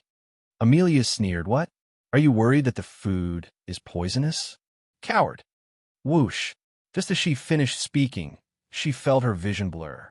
Then, the stone plate in her hand disappeared and fell to the ground. "I don't want to eat, but you can't eat either. Don't mess with me." Dean still didn't raise his head as he said. It seemed that the food had nothing to do with him. Amelia was slightly stunned as she looked at the food that was spilled on the ground. She wanted to pick it up, but didn't. She fiercely stared at Dean. "Wait till you fall into my hands, then I will make you beg for death." She no longer paid attention to Dean as she held the remaining plates of food and ate with relish. Dean was gradually attracted by the contents of the book. It was about the Earth Dragon Cave, including the date of the Earth Dragon Cave, the reason, as well as the appearance and characteristics of the wasteland worms inside. The opening date of the Earth Dragon Cave isn't a special day. It's just to restrict the villagers from entering the cave at will. It's to protect the worm and the villagers. Worm likes blood? How can there be blood in the cave? The worm in the outer layer of the Earth Dragon Cave is relatively weak and the number is sparse. The deeper you go, the denser they are. The worm's strength is determined by the size. The bigger the worm, the stronger it is. There are some special cases. Although they are small in size, they're still very powerful. Such special cases can be distinguished by the color of the antennae. Yellow antennae are weaker and red antennae are stronger. Dean carefully looked at the book.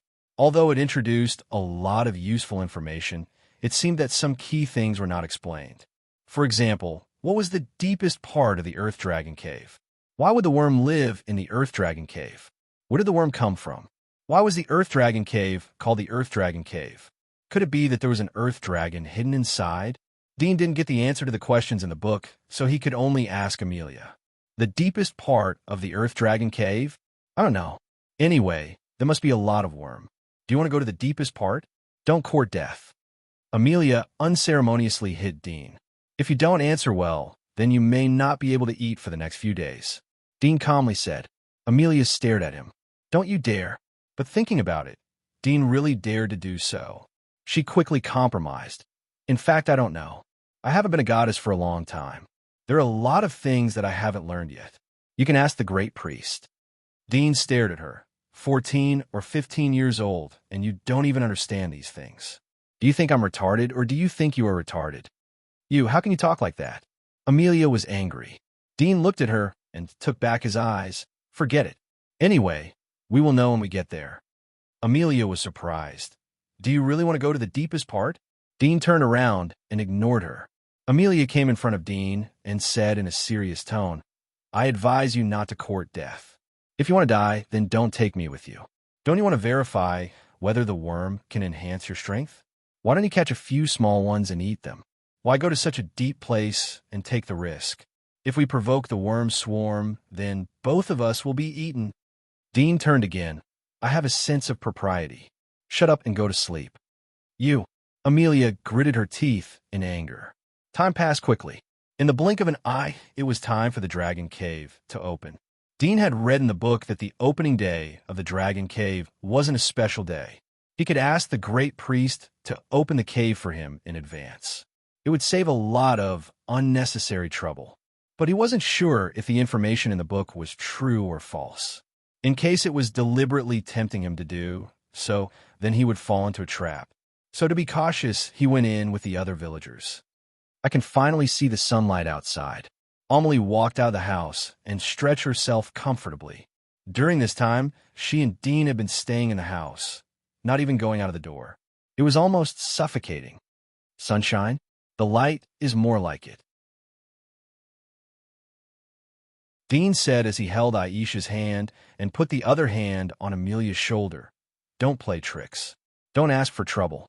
Amelia felt awkward as Dean put his hand on her shoulder. She rolled her eyes, but was too lazy to respond. She was used to Dean's cynicism these days. It didn't take long for two wilderness generals to come in front of them. Your Highness, the great priest has asked you to come over. Let's go, Amelia said indifferently. She restored the noble temperament of the goddess. The two generals frowned as they looked at Dean's hand on her shoulder. They didn't say anything as they slightly bent down and led the way.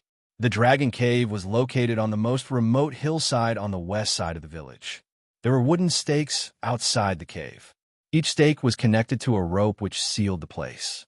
No one would come here on weekdays as it was regarded as a forbidden area. But today, it was the most lively place. The open space outside the hillside was full of people when Dean and the goddess arrived. More than 90% of the villagers had come here to watch. It's the goddess. The goddess has come. I heard that the goddess has been teaching the outsider for the past few days. I hope the outsider can understand the teachings of the goddess and be a good person. Get out of the way. Dean and Amelia's arrival attracted the attention of the crowd. The crowd immediately separated to make a path for Dean and Amelia to pass. Dean also put down his hand from her shoulder. Before coming here, he had whispered to her that if she played tricks, everyone present would be buried with her. Amelia naturally didn't dare to risk escape in such a chaotic place. She knew that she wasn't Dean's opponent. If she angered Dean, then he would indiscriminately kill the innocent villagers. That would be a great loss. Benefactor, Prelay called out loudly from within the crowd. Dean nodded slightly as he saw Prelay. Prelay smiled as he saw the eyes of the crowd. He was quite proud of himself as he smiled. The villagers calmed down as Dean led Amelia and Aisha to the front of the crowd, but they were still whispering to each other. Other people who participated in the dragon cave frequently looked at Dean and Amelia.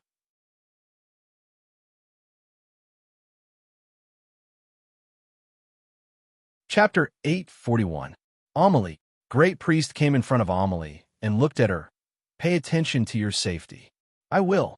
Amelie took a deep breath, and a serious expression appeared on her face. She slowly stepped forward and said, "Let's go in." Dean looked at the great priest but didn't speak. He took Aisha and Amelie's hands and took the lead to enter the cave. Other villagers lined up and were ready to enter as they came to the front of the cave. It was dark inside the cave. The light from the top of the rock wall could not shine in, but Dean could still see the scene inside the cave through his night vision ability. The inside was full of rubble, and the rock wall was extremely smooth. It seemed to be the trace of mucus drying up. Dean let go of Aisha and let her follow him. He held the splitter in one hand and Amelie's shoulder with the other. He slowly walked in. It was extremely quiet inside the cave, but if one listened carefully, one could hear a very slight sound of friction. This sound was slippery and made one feel disgusted, as if something sticky was rubbing against one's body. He stared into the depths of the cave and could not see any heat source, but he could tell from the subtle sound that there was something not far ahead. He didn't dare to be careless, as it was the first time he faced a wild worm.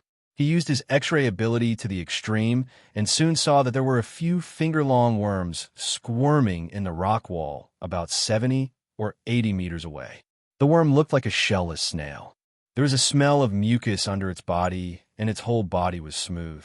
It seemed that it didn't have any attack power. Is this a wild worm? Dean slowly walked over with Amelie. When they were about 10 meters away from the worms, they seemed to be alarmed. They raised their heads like vipers and turned to look at Dean's position. The next moment, they crawled out of the nest. They crawled like caterpillars, but every time they crawled, their body was stretched to about half a meter. The speed of their wriggling was very fast. They would arrive in front of Dean in 10 seconds. Wild worms. There was a trace of panic on Amelie's face when she saw the worms wriggling over. She gritted her teeth and said to Dean, "Attack. Don't let them come close. They can spit corrosive fluid." Dean had read about the abilities of wild worms in the books. Spitting corrosive fluid was just one of their abilities. Different worms could spray different liquids. Some liquids could cause frostbite, some could corrode rocks, and some could stretch their body to entangle their prey like a snake and strangle them to death. Dean looked at Amelia and said, "I'll leave them to you." She was not mentally prepared. After all, she had never been to the Earth Dragon Cave. She only knew about the appearance of the worm from the great priest. This was the first time she saw these ugly worms with her own eyes. As a girl, she had a natural fear of worms.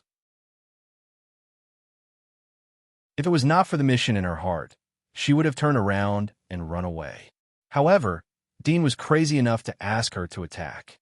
She didn't have any weapons with her. I. Amelie's legs trembled as she looked at the worms wriggling closer. Dean raised his eyebrows as he saw her. He didn't expect that, as a goddess, she couldn't even deal with a few worms. Her fighting ability wasn't as good as an average villager. After all, Prelay had said that he could deal with 1 or 2 small worms at the same time. The ones in front of him were small worms. Amelie was scared as the insects were getting closer and closer. Dean no longer counted on her. He picked up a few stones from the ground and threw them out. The stones flew out almost at the same time, but they were aimed at several insects in different positions.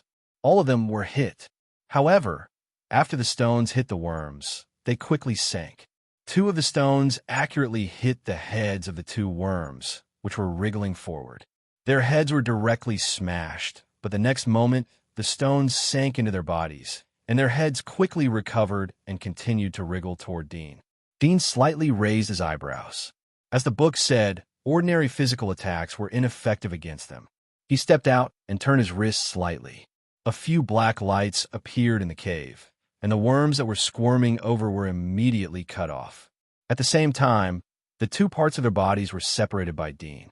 In the blink of an eye, the 5 worms on the ground became 10. They were like snakes with a broken tail, jumping on the ground, but there was no blood flowing out of the wounds. "Go and catch them," Dean ordered Amelie. Amelie was relieved when she saw that the worms were severely injured by Dean. However, she still felt nauseous as she looked at their wriggling appearance. She suppressed the fear in her heart and took out a special jar from her backpack. She picked up a severed worm and quickly threw it into the jar. Then she closed the jar. She heard the jar in her hand as half of the worm was bumping into each other. She wiped the mucus off her fingers and returned to Dean with the jar. "It will die soon. Do you want to eat it?" "You eat it first," Dean said. He had learned about the method of using the worm from the books, Prelay, and other villagers. The answer he got was very consistent. It was to wash and eat it directly. There was no need to pay attention to it. Eat it like food and then become stronger. I don't want to eat it." Amelie's face was ugly. Not to mention eating it. Even looking at it would make her scalp tingle. Dean coldly glanced at her.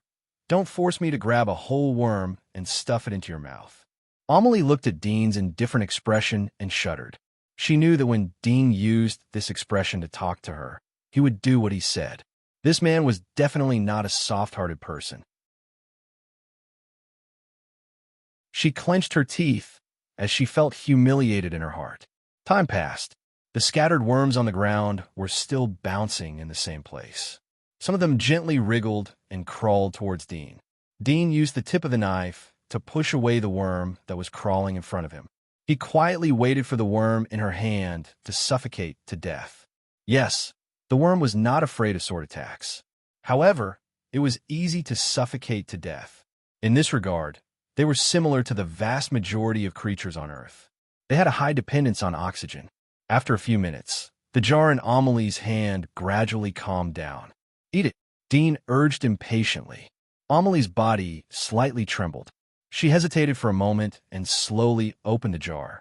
She saw half of the worm at the bottom of the jar. It was motionless. Its body had returned to the size of half a finger.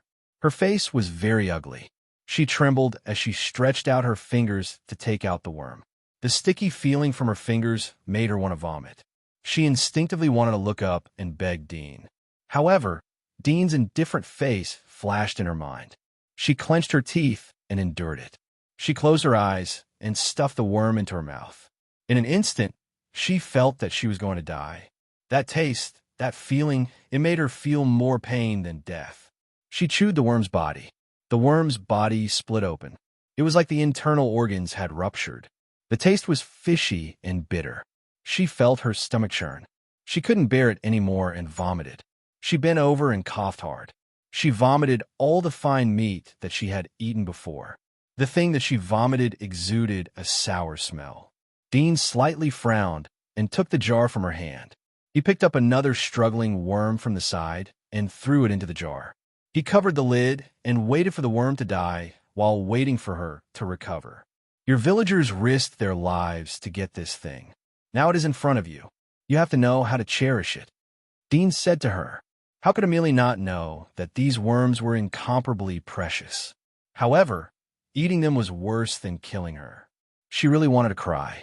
At this moment, she even wished that she was just an ordinary girl in the village because women did not need to come caves. This was a tradition. Soon, she was tired and wiped her mouth. At this time, Dean handed her the jar. The worm inside was suffocated to death. Eat it. There was fear in Amelie's eyes. She looked at Dean, but saw his indifferent expression. She clenched her teeth, and tears filled her eyes.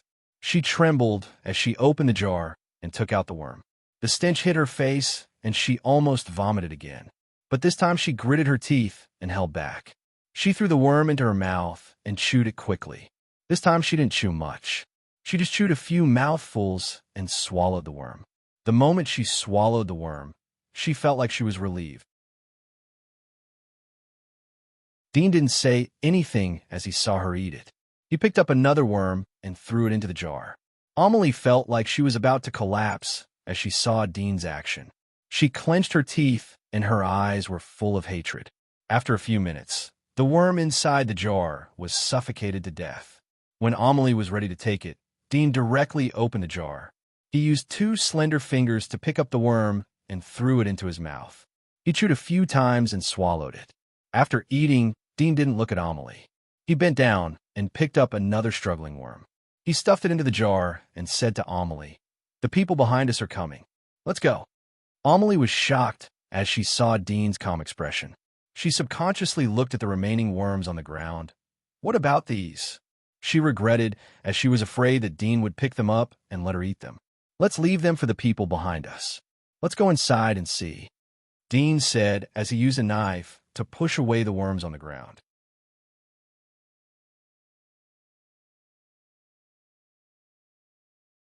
Chapter 842. After walking for about 40 or 50 meters, Dean cut off 7 or 8 worms. These worms were gray in color, and only one of them was completely black. This black worm would spit out a corrosive liquid that could corrode rocks from afar. Soon, a fork appeared in front of Dean. Dean chose to go straight. The straight road was the path to the deepest part of the cave. The other road was opened up by the wild worm over a long period of time. Most of the villagers would go to the other road. For the villagers, as long as they could catch the wild worm, it was enough. Only a few arrogant people would take the straight road. They wanted to go to the deepest part of the Earth Dragon cave to take a look and prove their courage. After walking for more than 20 meters, Amelia suddenly groaned in pain. She squatted down and covered her stomach. Dean calculated the time in his mind. 5 or 6 minutes had passed. It should be time to see the effect. Generally, eating the worm would take effect in about 5 to 10 minutes. Amelia curled up in pain. Her body trembled slightly. After less than 10 seconds, she calmed down and quickly stood up from the wet ground. She was surprised to see her hands. Dean noticed that the heat in her body had increased a lot. At first, her body was no different from an ordinary person, but in a short time, it had reached the level of a primary hunter. This surprised him. Was this little goddess really just an ordinary person at the beginning? Was she not deliberately hiding the heat? If this was the case, then the benefits brought by the worm were too strong. However, he remembered what Prelay and the other villagers had said. Eating a wild worm for the first time was a very painful experience. The pain would last for half an hour before disappearing. Only then would one's strength increase. Only by consuming it multiple times would the effect shorten. In the later stages of eating wild worms, the pain would only last for a few minutes, but Amelie only lasted about 10 seconds. The difference was too big. "Haven't you eaten this thing before?" Dean narrowed his eyes. He suspected that Amelia was pretending. But thinking of the vomiting reaction when she ate the worm, he felt that it was not the case. Unless the girl's acting was Oscar level. Amelia shook her head as she heard Dean's words. She was about to answer when she realized the reason behind Dean's question. She frowned and bowed her head in silence. Dean raised his eyebrows. "You'd better answer my questions. Otherwise, I don't mind letting your body have more intimate contact with these insects." Amelie's expression changed. She gritted her teeth and said, "You're so evil. Be careful that you don't fall into hell. That's after death. You don't have to worry about it." Dean narrowed his eyes. Most people won't be able to take effect so quickly unless you have taken it many times. Or you are a goddess.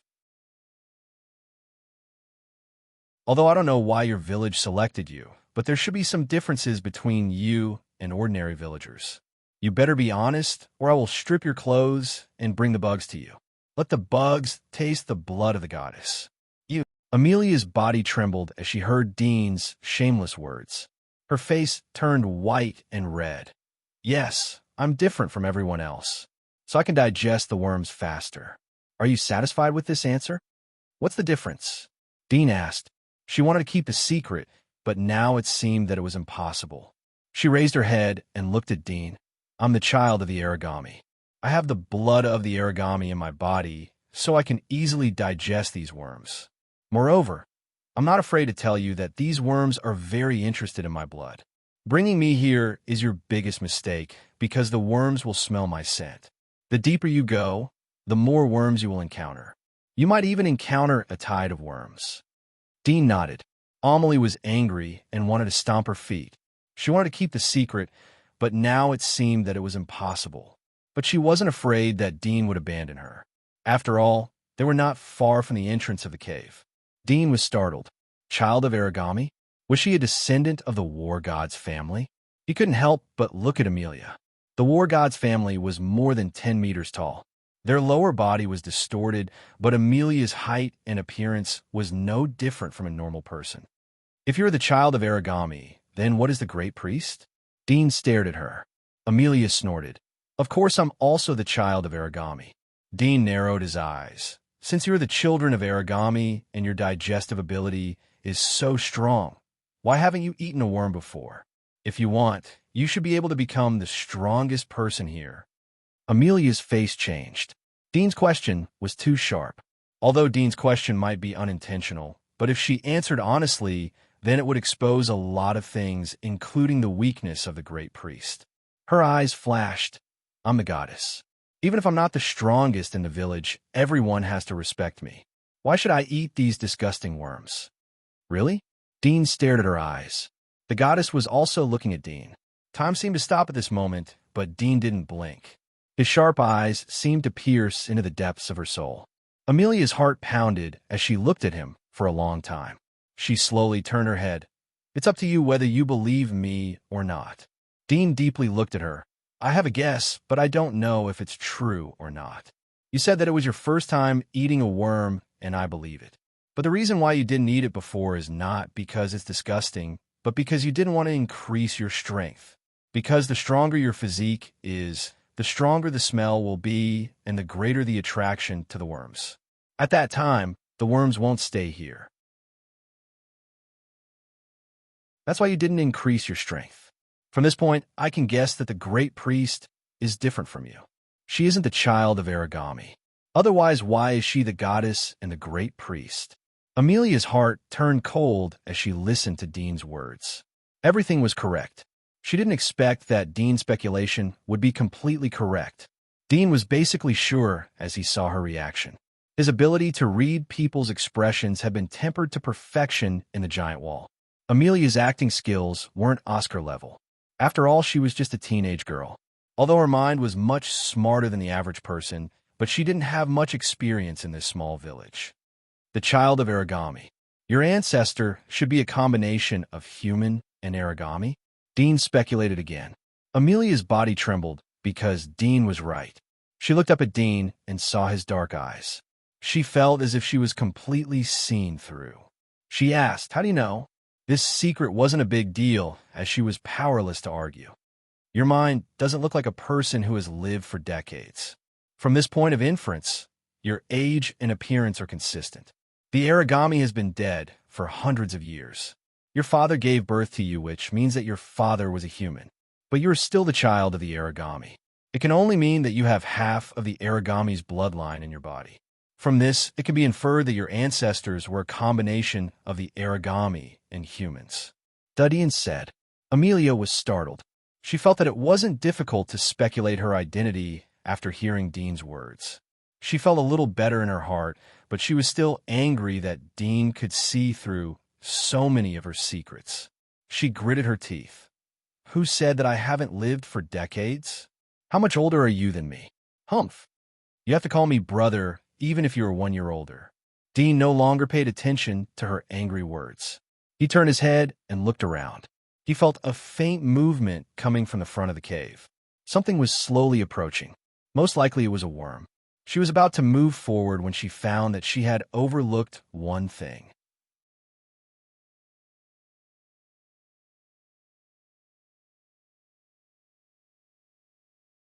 Chapter 843.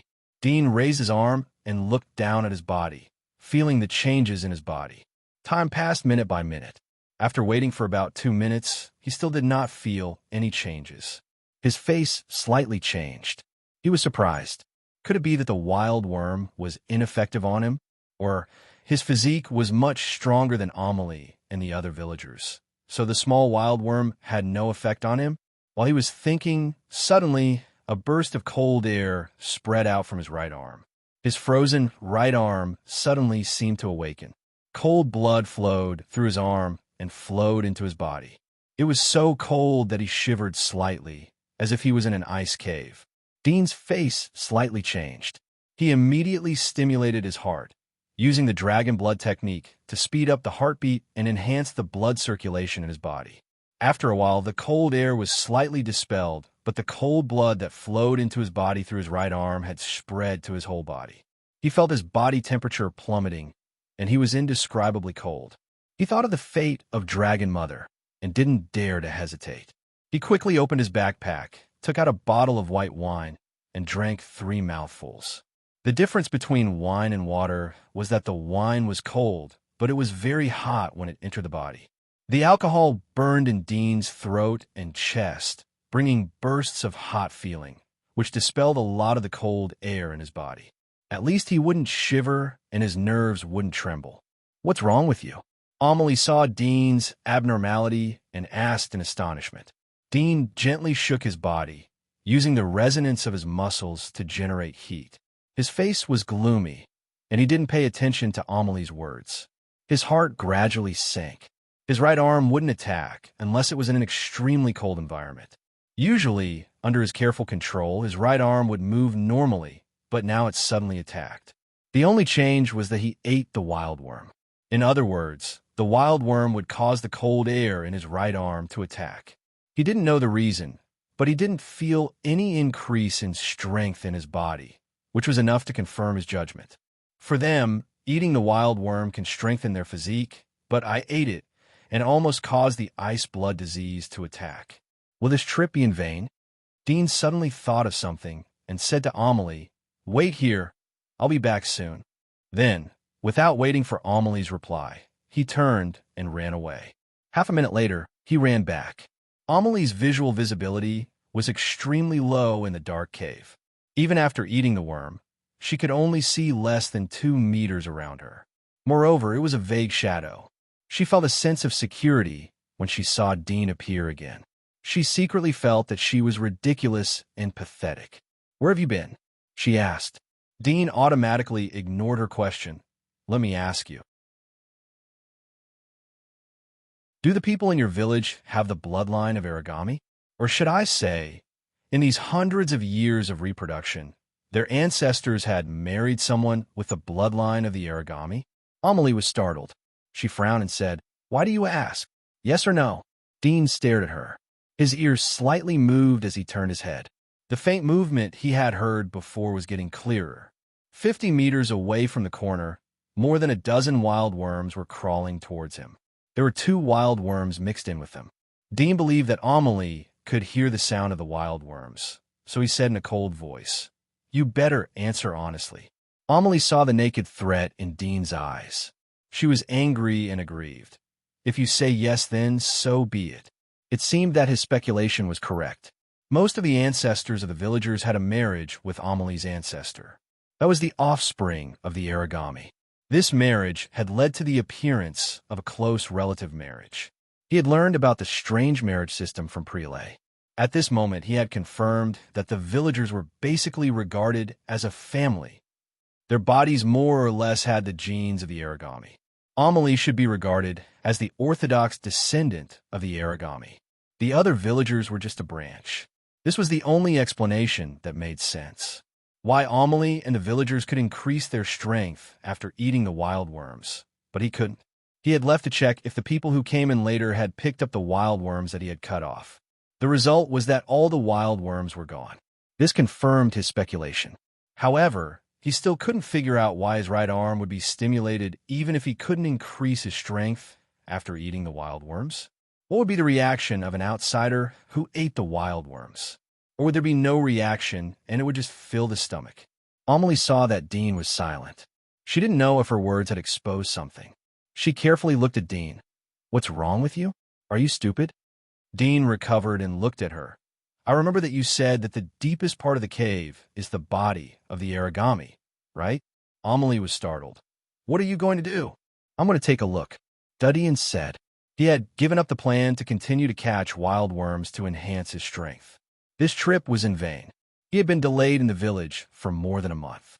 Moreover, he had kidnapped the little girl and offended the whole village. However, since it was like this, he was not afraid to offend them further. He couldn't go back empty-handed. If he could find the body of the origami in the deepest part of the cave, then it would be a big harvest. At least, the body of the origami was also an extremely precious and rare existence. If he could get the body of the origami, it would mean that he could get rid of the giant wall of Sylvia. He could choose any place in the wilderness and build his own shelter. This shelter was completely his territory. Even the kingdom of God wouldn't be able to find him. It was convenient for him to do a lot of things. Even if he didn't have the energy to build such a shelter after he got the body of the origami, he would continue to hide in the giant wall. But the body of the origami would be infinitely valuable. At least this level of things was enough to make the big shots of the kingdom of God jealous. After all, the other giant wall had sent people to seize the body of the origami. Let's go. Dean held the sword and strode forward with Aisha. Amelie's face was ugly. Do you want to die? The deeper we go, the more insects there will be. I know you have the ability, but you can't stop the swarm of insects. If I die, you won't be able to get out of here. You can try if you don't believe me. Use your life to try? I don't mind, Dean said without looking back. Amelie was almost choked to death by his words, but her body was very honest. She followed closely behind Dean for fear of leaving her body. Before entering the Earth Dragon Cave, she was ready to die together with Dean. But after seeing these twisted and hideous worms, she was a little afraid. She shuddered at the thought of being bitten to death by these worms. So now her mind was very chaotic. Instinctively, she followed Dean, still planning to find an opportunity to hit Dean hard. Dean rushed to the front of more than a dozen wild worms and quickly slashed with his sword. His figure flashed like a phantom. More than a dozen wild worms didn't have time to spit out corrosive liquid and freezing liquid before their bodies were cut off. At the same time, their soft bodies were slapped against the rock wall and slid down. Dean went forward without looking back. Follow me if you don't want to die. If I can't protect you, then you'll become a snack for these insects. Amelie's face turned ugly. She knew that they were still on the periphery. Once they went deeper, they would have to face more worms. Sooner or later, Dean wouldn't be able to take care of her. Sacrifice, glory, sacrifice, glory. Amelie clenched her teeth as she cheered herself up.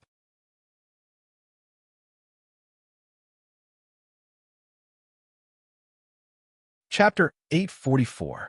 About 50 meters into the cave, they came to a corner. Dean looked forward but still couldn't see the end of the cave. The cave in front of him was densely packed with wild worms.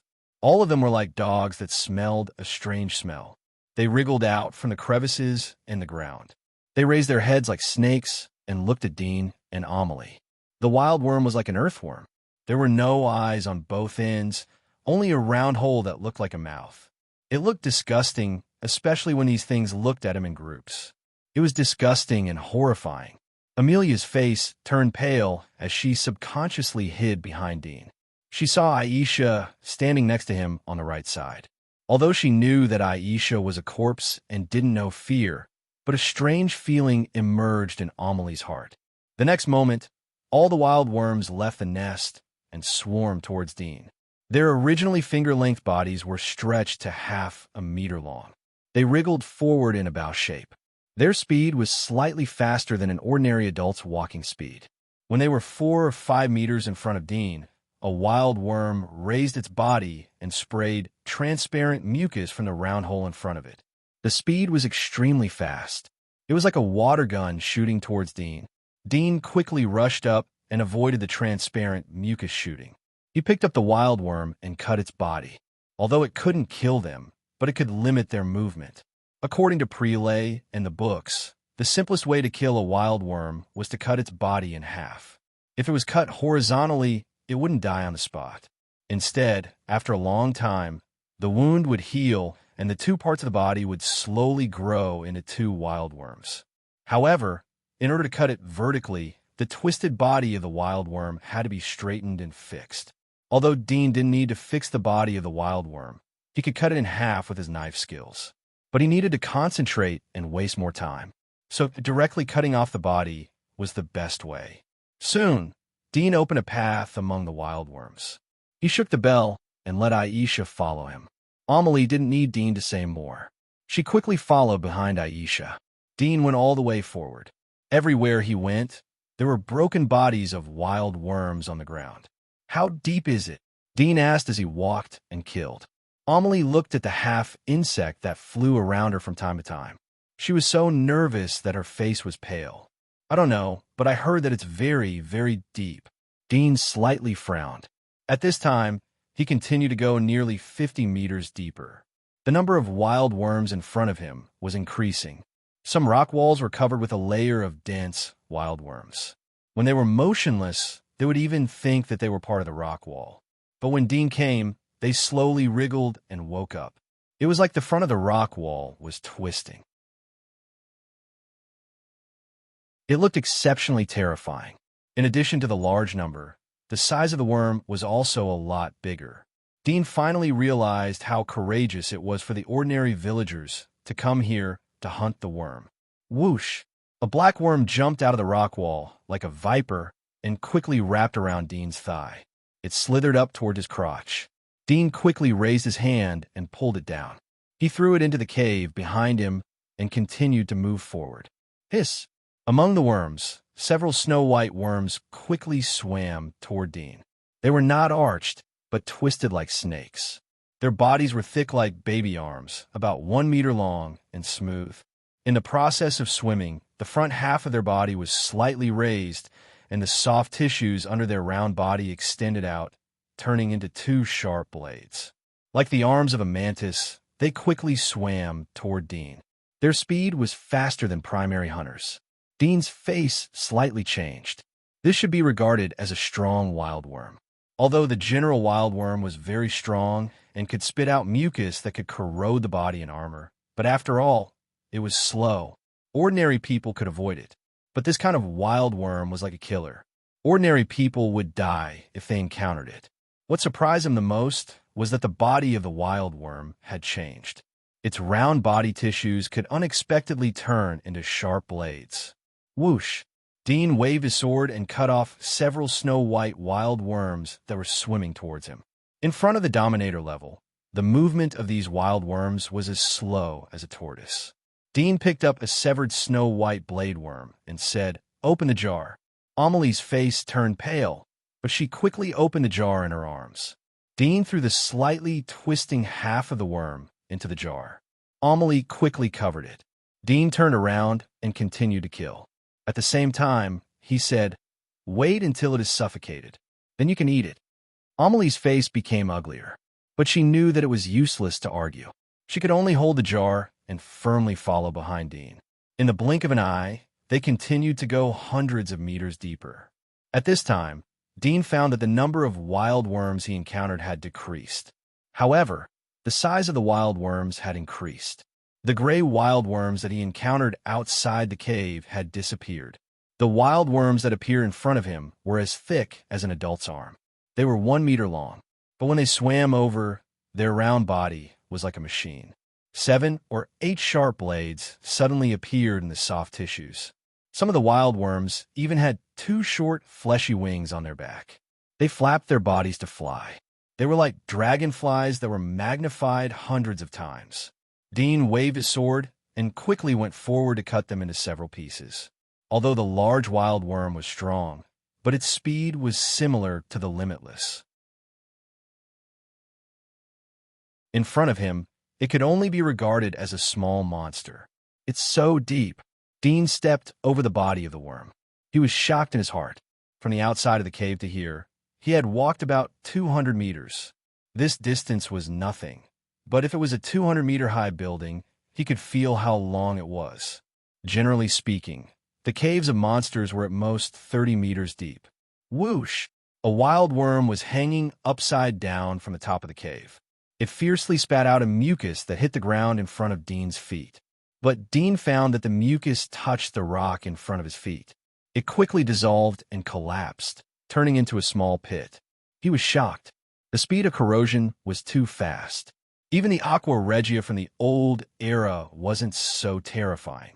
Previously, the corrosive liquid spat out by the wild worm could only slightly corrode the rock, so Dean didn't care too much about it. But this wild worm was different. Dean recognized its appearance and rushed forward like a phantom, cutting it down. Dean cut it into 3 pieces. He picked the middle section and threw it to Amelie. Eat it later. Amelie looked at the arm-thick section of the wild worm. Her face turned green. She had swallowed the white blade wild worm that was suffocated to death. She didn't expect to eat such a big one. Dean continued to move forward. Barren worms popped out of the cave one after another and swam toward Dean. Dean quickly said, at the same time he was attacking, he also noticed that almost all the worms were rushing towards Amelia's direction. Although Amelia was standing behind him, the worm had no eyes and was aiming at Amelia. It seemed that Amelie and her clansmen could eat the wild worms to become stronger. The wild worms were also very interested in their meat. Dean walked along the winding cave and suddenly stopped. He saw that the inner wall of the cave had suddenly expanded to accommodate 5 or 6 people at the same time. But in the middle of the cave, there was a sturdy dark wild worm. Dean's eyes narrowed. This was the biggest wild worm he had seen so far. There was no record of such a big wild worm in the books given by the great priest. The worm seemed to be sleeping. When Dean saw it, it seemed to smell something. Its body slowly moved, and the coiled end of its body lifted, looking at Dean's direction.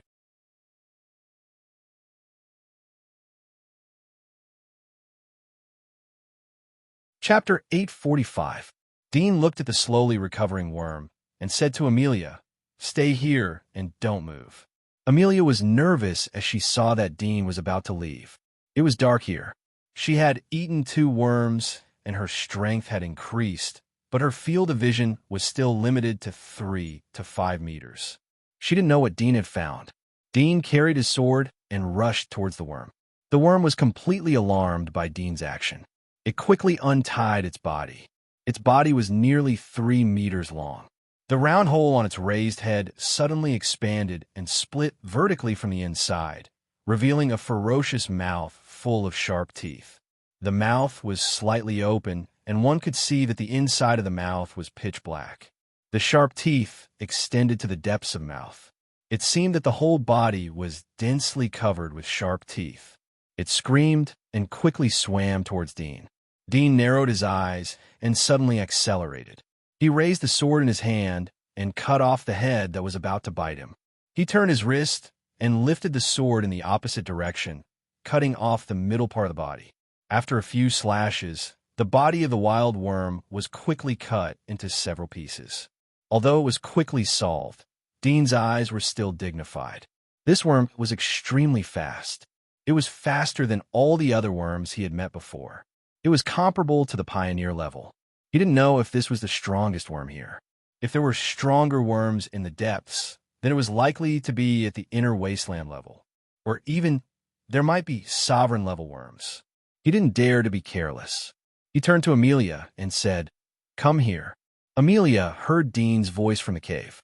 She was relieved and immediately rushed forward. Soon, Aisha and Amelia came to Dean's side. The difference was that Aisha was summoned by Dean with the bell. Amelia's face was very bad as she saw the huge worm that was still twisting on the ground. Her first thought was, how could there be such a big worm? Her second thought was, how could she eat such a big worm? Dean saw her eyes and said, "Do you want to try it?" Amelia quickly shook her head like a rattle drum. "Let's go." Dean continued to move forward. Not long after, the view of the cave suddenly widened. In front of him was a wide cave similar to the underground world. On the ground and on the wall, there were 4 or 5 wild worms that were as thick as the previous one. Dean was surprised. He told Amelie to wait for him in the same place and took the initiative to rush towards the worms. Several wild worms reacted quickly after being alarmed. They immediately hissed and rushed toward Dean. Dean's figure was divided into 3. His sword flashed, and several worms that were rushing towards him were quickly dealt with. Dean was relieved, but his mood was a bit heavy. His previous guess seemed to be true. If he encountered a Dominator-level worm, then he would have to let Aisha cooperate with him on the premise of not getting injured. But this was the last thing he wanted to do. In the wilderness, getting injured would increase the chance of death to more than 70%. The cave was very wide. It was as if he had returned to the village world outside the Dragon Cave. The dome of the cave was more than 10 meters high. The surrounding rock walls were stained with viscous liquid. It was very moist. There were puddles on the ground, but the water inside was black.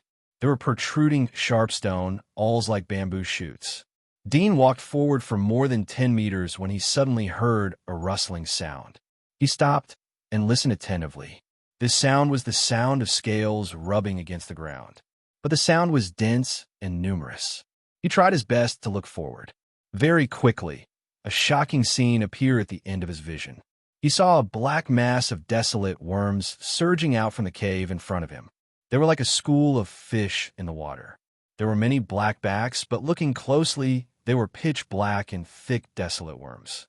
Every one of them was the size of the huge, desolate worms he had encountered before. There were even a few extremely large, desolate worms that were 4 to 5 meters long. Dean's scalp tingled. He had encountered swarms of worms outside the tunnel. Because of Amelie's physique, he had encountered them several times. But those worms were small and medium-sized. Even if they were in groups, he could easily deal with them. But the wild worms in front of him were different. They were comparable to the existence of pioneers.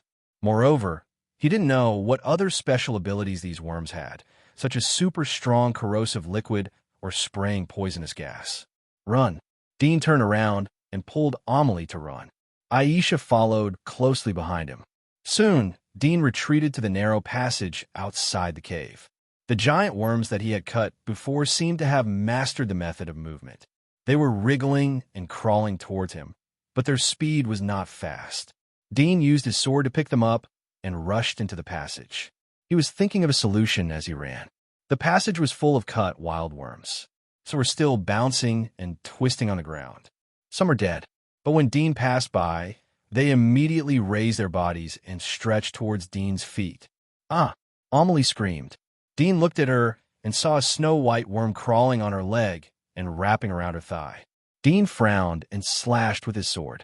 Amelie was scared and screamed again, but the next moment, she felt that her leg was loosened.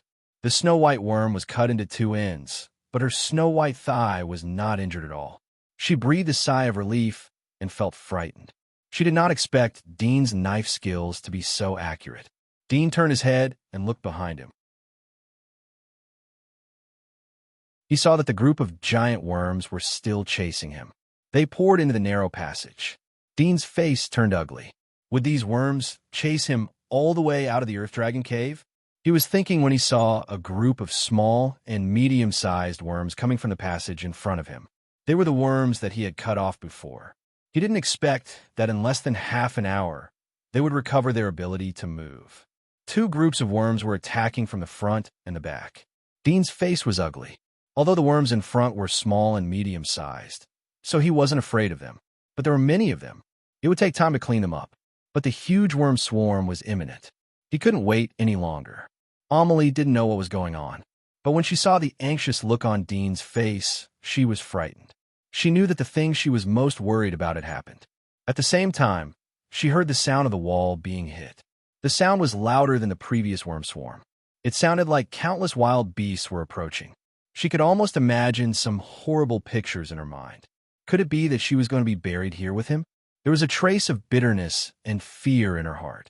This was the purpose of her coming here. Even if she couldn't let Dean die with her, she could still severely injure Dean. The great priest had already prepared to capture the seriously injured Dean and interrogate him for his secrets and the coordinates of God's wall. You're tuning in to the Warrior Lore YouTube channel. Don't forget to subscribe and join us on this journey to catch the most captivating stories.